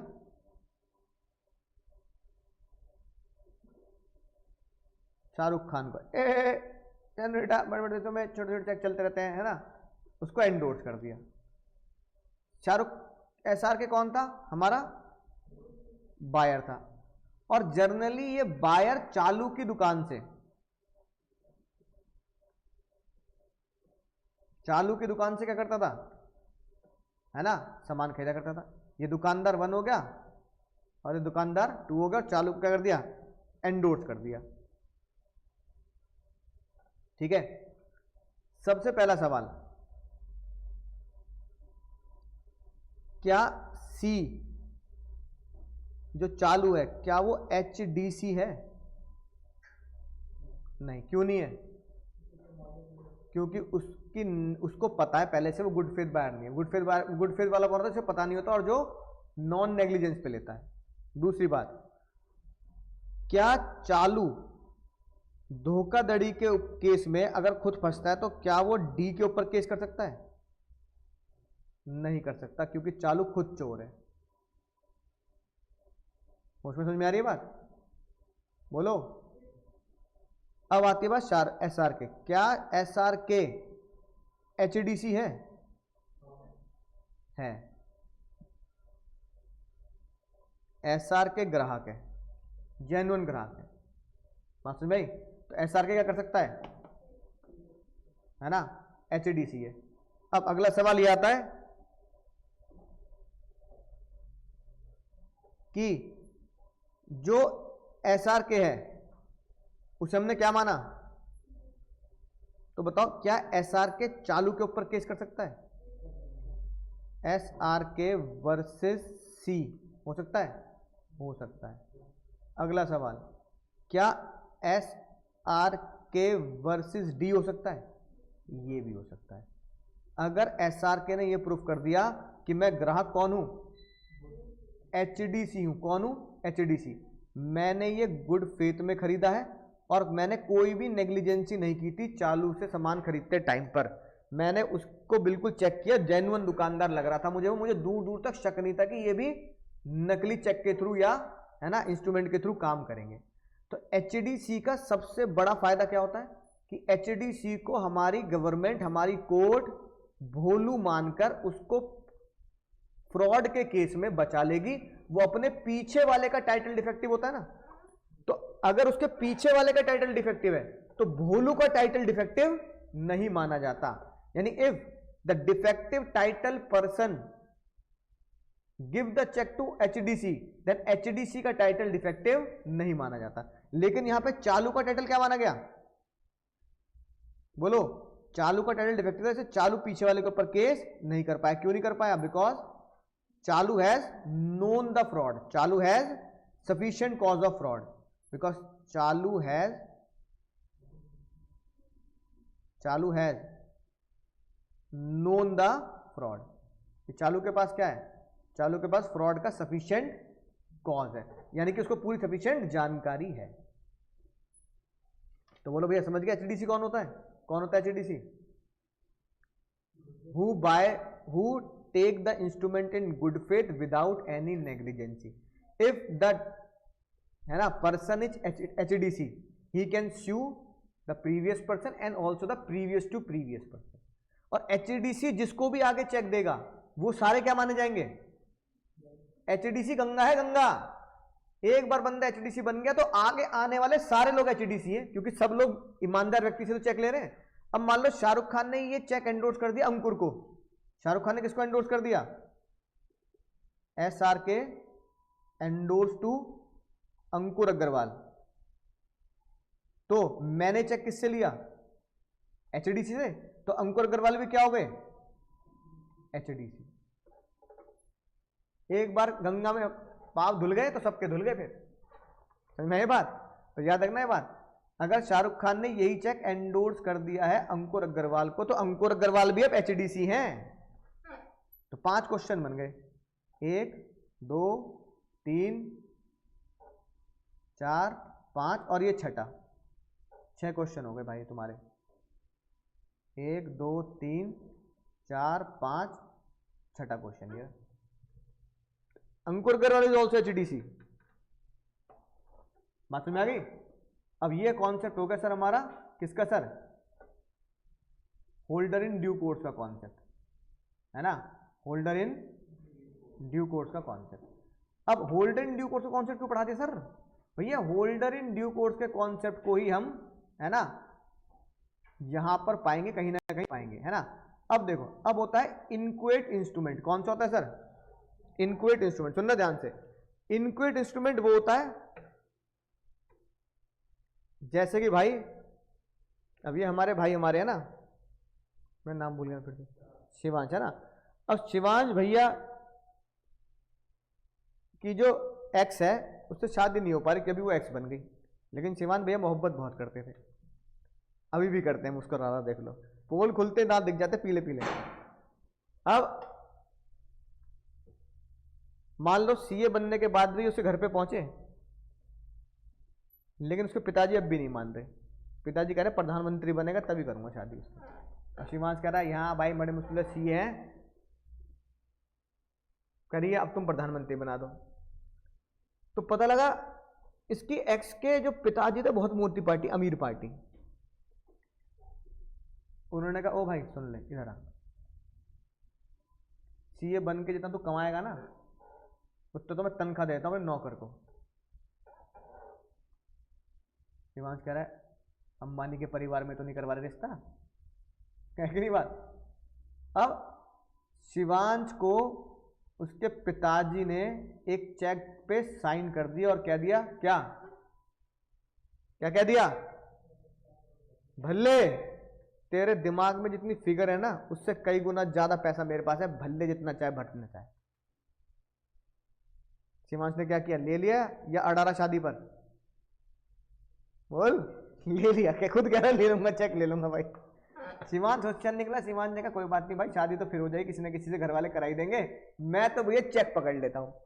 चेक को पकड़ा और मुंह से चूम लिया, है ना, सर कल ही डाल दूंगा, पैसा निकल जाना है। उसने कहा जितना भरना है, मतलब जितने तू छोटा छोटा करके भरना चाहे ना उतना भर ले, चेक में जितना तू अमाउंट आए, है कि नहीं बात? 100 करोड़ 1000 करोड़ भर ले जो तेरे जिम्मे आए। एक ऐसा इंस्ट्रूमेंट जिसपे नाम तो है पर अमाउंट ना है, उसे बोलते हैं ब्लैंक चेक। तो आम आदमी की भाषा में, आम आदमी की भाषा में क्या बोलेंगे?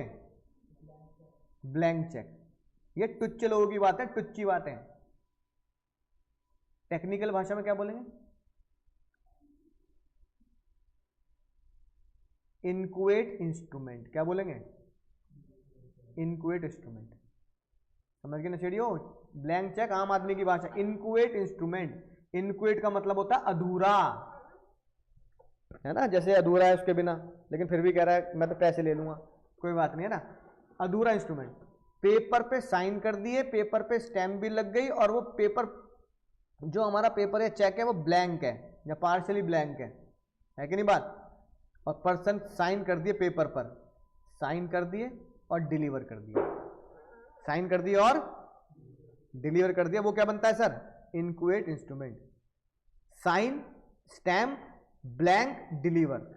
क्या वर्ड लिखने हैं? साइन, स्टैम्प, ब्लैंक, डिलीवर, है ना? ऐसे याद कर लो, DSSB। DSSB के एग्जाम चलते हैं ना दिल्ली में, ये वही उसी DSSB होना चाहिए भाई। Deliver, sign, stamp, blank. Deliver, sign, stamp, blank.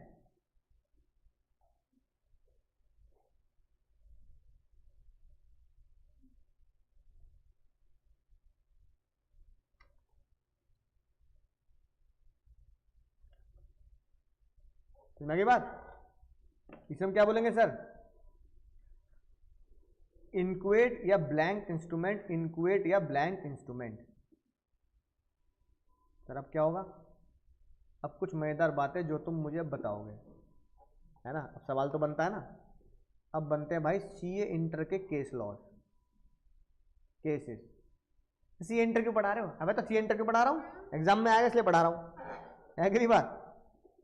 अब होश में बताना, एक मैंने मान लो चेक काट दिया या प्रॉमिसरी नोट काट दिया, इस पे लिखा आई प्रॉमिस टू पे और dot dot dot dot dot dot dot dot कर दिया टू मिस्टर शिवांश, ठीक है। यहां पे अपने साइन कर दिए। और एक खतरनाक बात जो होती है, यहां पे मैंने एक स्टैंप लगा दी। स्टैंप क्या लगा दी? सुनना ध्यान से। स्टैंप लगा दी 5 रुपए। कितने की लगा दी? और जिसकी स्टैंप की वैल्यू मैंने बताई कि 1 रुपए की स्टैंप को मैं खरीद के लाया हूं 10,000 रुपए के बराबर। कितने के बराबर? 1 रुपी इक्वल टू 10,000। यही होता है स्टैंप में, है ना, राइट। तो स्टैंपिंग जो चलती है वो उसकी वैल्यू के डिनोट करके बताई जाती है कि भाई 1 रुपए किसके बराबर है, ठीक है। तो 5, अगर मैंने यहां 5 रुपए की स्टैंप लगा रखी है तो इसका मतलब इस प्रॉमिसरी नोट की मैक्सिमम वैल्यू कितनी हो गई? 50,000। इसका मतलब शिवांश भाई याद रखना, उसके पिताजी, तुम्हारे एक्स के पिताजी गेम खेल सकते हैं और तुम निकले अनपढ़। अनपढ़ मतलब कि तुम्हें जानकारी नहीं है लॉ की। पता लगा तुम्हारे पिताजी ने यह स्टैंप लगा दी 5 रुपए की और तुम्हें बोल दिया भल्ले जितने भरना है, तो तुम्हारी कीमत पता कितनी लगाई उसके पिताजी, उसके बाप ने? कितनी? 50,000। तुम्हें पता ही नहीं लगा, तुम कह रहे 50 करोड़ भर लूं सर, 500 करोड़ भर लूं। पता लगा वो प्रॉमिसरी नोट भी बेकार हो जाएगा, वो चेक भी क्या हो जाएगा? डिसऑनर हो जाएगा। प्रॉमिसरी नोट भी डिसऑनर, क्योंकि उसकी स्टैंपिंग कितनी है। तो पिताजी से उसके पूछ लेना, ना हो सके ससुर जी ये बताओ, ये 5 रुपए की स्टैंप है, इसकी फेस वैल्यू बताओ, है ना। जैसे शेयर की फेस वैल्यू 10 रुपए होती है पर प्रीमियम पे चल रहा होता है ना शेयर तो मार्केट में, ऐसी बताओ 5 रुपए कितने के बराबर है। तो पहले चेक कर लेना 5 रुपए कितने, पता लगा 5 रुपए कितने के बराबर निकल रहे हैं? 50,000। वो कह रहा 50 करोड़ भर लूंगा, है ना। 50,000 कीमत लगा दी, बताओ लड़के की, है कि नहीं बात। तो ये स्टैंप लग गई बात, ठीक है। अब ये कौन सा इंस्ट्रूमेंट हो गया? बोलो। इनक्वेट हो गया। अब ये इंस्ट्रूमेंट को डिलीवर्ड कर दिया गया एस, शिवांश को डिलीवर कर दिया, शिवांश के पास पहुंच गया, राइट। और उसको क्या बोल दिया? भर ले। नाउ एस कैन कंप्लीट या fill the promissory note. Promissory note को वो क्या करेगा सर? बोलो। भर देगा। तो अब वो कितना भर पाएगा? यानी एस अब कितना भर पाएगा?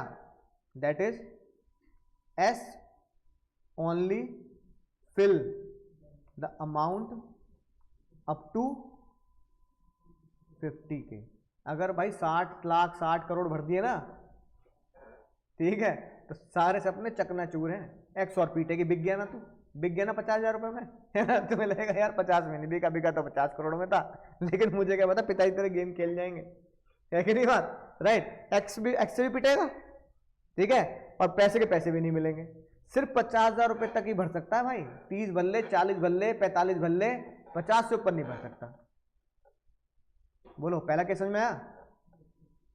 इसकी कहानी अगले केस की, सुनना ध्यान से। बैठोगे? बैठ जाओ, चलो भाई। तुम्हारे हालात तो नहीं है वैसे बैठ के पढ़ने के। अब एस ने कुछ सामान बेचा, है ना, खरीदा। किससे? मान लो एस ने सामान खरीदा मुझसे, अंकुर अग्रवाल से, ना। मैंने कहा भाई पैसा निकाल, पैसा। एस ने क्या किया? जो एस को मिला था ना उसे एंडोर्स कर दिया। एंडोर्स अबव प्रॉमिसरी नोट मुझे भेज दिया, लेकिन मैंने बोला भाई तू कर क्या रहा है, मैंने जो एस को सामान बेचा था वो बेचा कितने का, मान लो 5 लाख का, कितने का, मैंने 5 लाख का सामान बेचा है ना, और मुझे मैंने जो सामान बेचा जो उससे बिल लिया, मैं बिल्कुल क्या था, मैं निकला एचडीसी, क्या निकला, यानी मैंने गुड फेथ में लिया इससे, है ना, और विदाउट नेग्लिजेंसी लिया और वैल्यू के बदले लिया, मतलब सामान के लेन देन के बदले लिया। अब क्या होगा बताओ,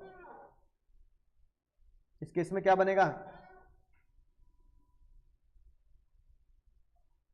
मैं एचडीसी तो हूं, मैं शिवान से पूरे 5 लाख वसूल सकता हूं, लेकिन इस प्रोमिसरी नोट से मुझे कितने मिलेंगे, क्योंकि इसकी वैल्यू कितनी है 50, तो क्या लिखेंगे, now Ankur Agarwal can recover, Ankur Agarwal can recover 5 lakh rupees, but मसला यह हुआ in this case, but in this case he can not recover more than, he cannot recover more than 50,000 stamp value, लेकिन इस केस में मैं स्टैंप वैल्यू से ज्यादा रिकवर नहीं कर सकता। प्रॉमिसरी नोट और बिल पे स्टैंपिंग लगानी जरूरी होती है इसलिए, ताकि मैं अपने आप को श्योरिटी कर सकूं कि कोई बेईमानी भी कर ले तो स्टैंप के ऊपर से पैसे, स्टैंप के ऊपर का पैसा नहीं निकाल सकते। अब तुम कितना ही कर लो स्टैंप पे, अब भैया उसकी एक्स के बाप को पता है कि किसी को भी चोरी चकारी में स्टैंप यूज कर लो, उल्टा सीधा काम कर लो, 50 से ज्यादा पेमेंट हो ही नहीं सकती। तो बिल पे भी और प्रॉमिसरी नोट पे स्टैंपिंग जरूरी होती है।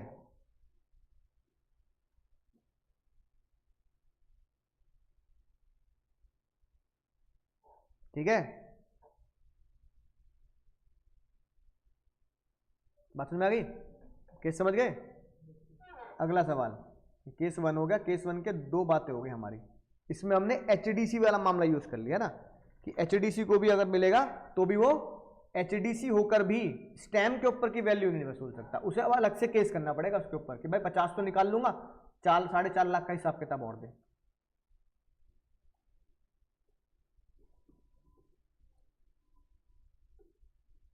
अगला सवाल,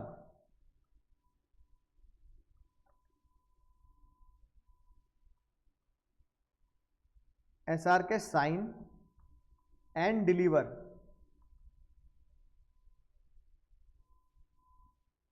अनस्टैम्प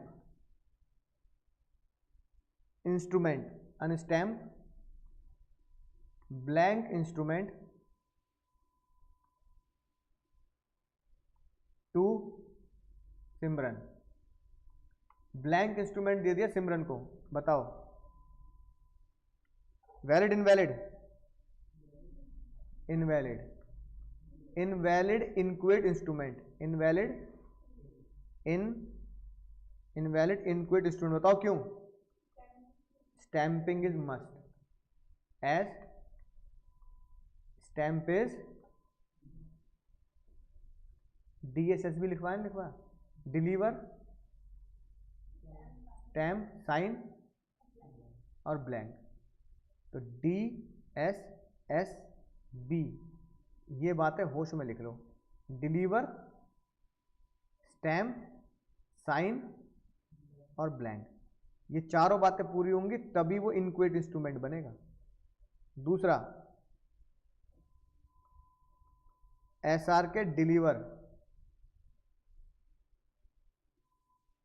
stamped and blank instrument but without sign, बोलो क्या इनक्विड इंस्ट्रूमेंट है, इनक्विड इंस्ट्रूमेंट नहीं है, क्यों, साइन होने मस्ट है। क्या लिखोगे? सेम, नॉट इनक्विट इंस्ट्रूमेंट, क्योंकि साइन छूट गए। SR के sign and stamp, blank instrument या cheque, and keep it in drawer. क्या इनक्विट इंस्ट्रूमेंट है? क्यों नहीं है? डिलीवरी मस्ट है भाई, डिलीवरी मस्ट है, इंपॉर्टेंट है। 4, SR के sign and deliver,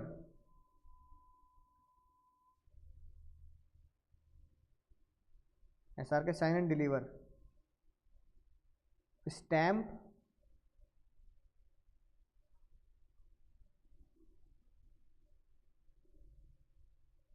and filled, filled बोले तो कंप्लीट, भरा हुआ, stamp and filled instrument to Simran. अब क्या ये इनक्विट इंस्ट्रूमेंट है? क्यों नहीं है? हाँ, ब्लैंक होना चाहिए, ब्लैंक होना चाहिए था। ठीक है, राइट। तो कोई भी इंस्ट्रूमेंट कब इनक्विट माना जाएगा? है ना, यानी कि जब सारी बातें पूरी होंगी, जब सारी बातें पूरी होंगी कि SR के sign and deliver blank, blank and stamped check,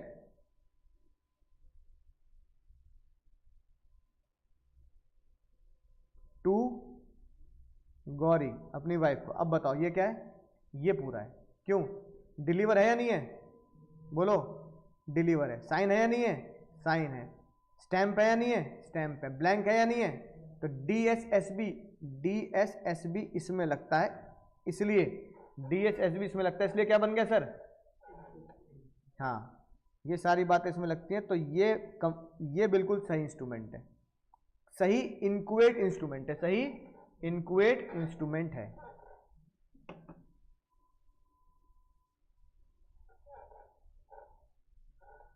note कर लेंगे भाई लोग। बोलो समझ गए सर? मजा आ गया सर? बोलो भाई, पढ़ो जल्दी। लीगल इफेक्ट क्या होगा? जिस भी बंदे के पास ये स्टैंप, इनक्वेट स्टैंप होगा, वो ऑथराइज है उसे भरने के लिए। किसके लिए ऑथराइज है वो? उसे भरने के लिए। राइट क्या है? ये वाली बात जो मैंने तुम्हें बताई, मैं होल्डर इन ड्यू कोर्स हूं। होल्डर इन ड्यू कोर्स बताओ कितना अमाउंट रिकवर कर सकता है? स्टैम्प में कितना लिखा है? तो बस होल्डर इन ड्यू कोर्स होते हुए भी मैं 50,000 रुपए से ज्यादा रिकवर नहीं कर सकता। Holder in due course can recover the whole amount specified in the instrument but not exceeding the stamp. समझ में बात? चाहे तुमने मुझे सामान स्टैम्प की वैल्यू से ज्यादा का बेच के मुझे क्या कर दिया हो, प्रॉमिसरी नोट दे दिया हो, तो ये वाली ऊपर वाली बात हो गई, है ना।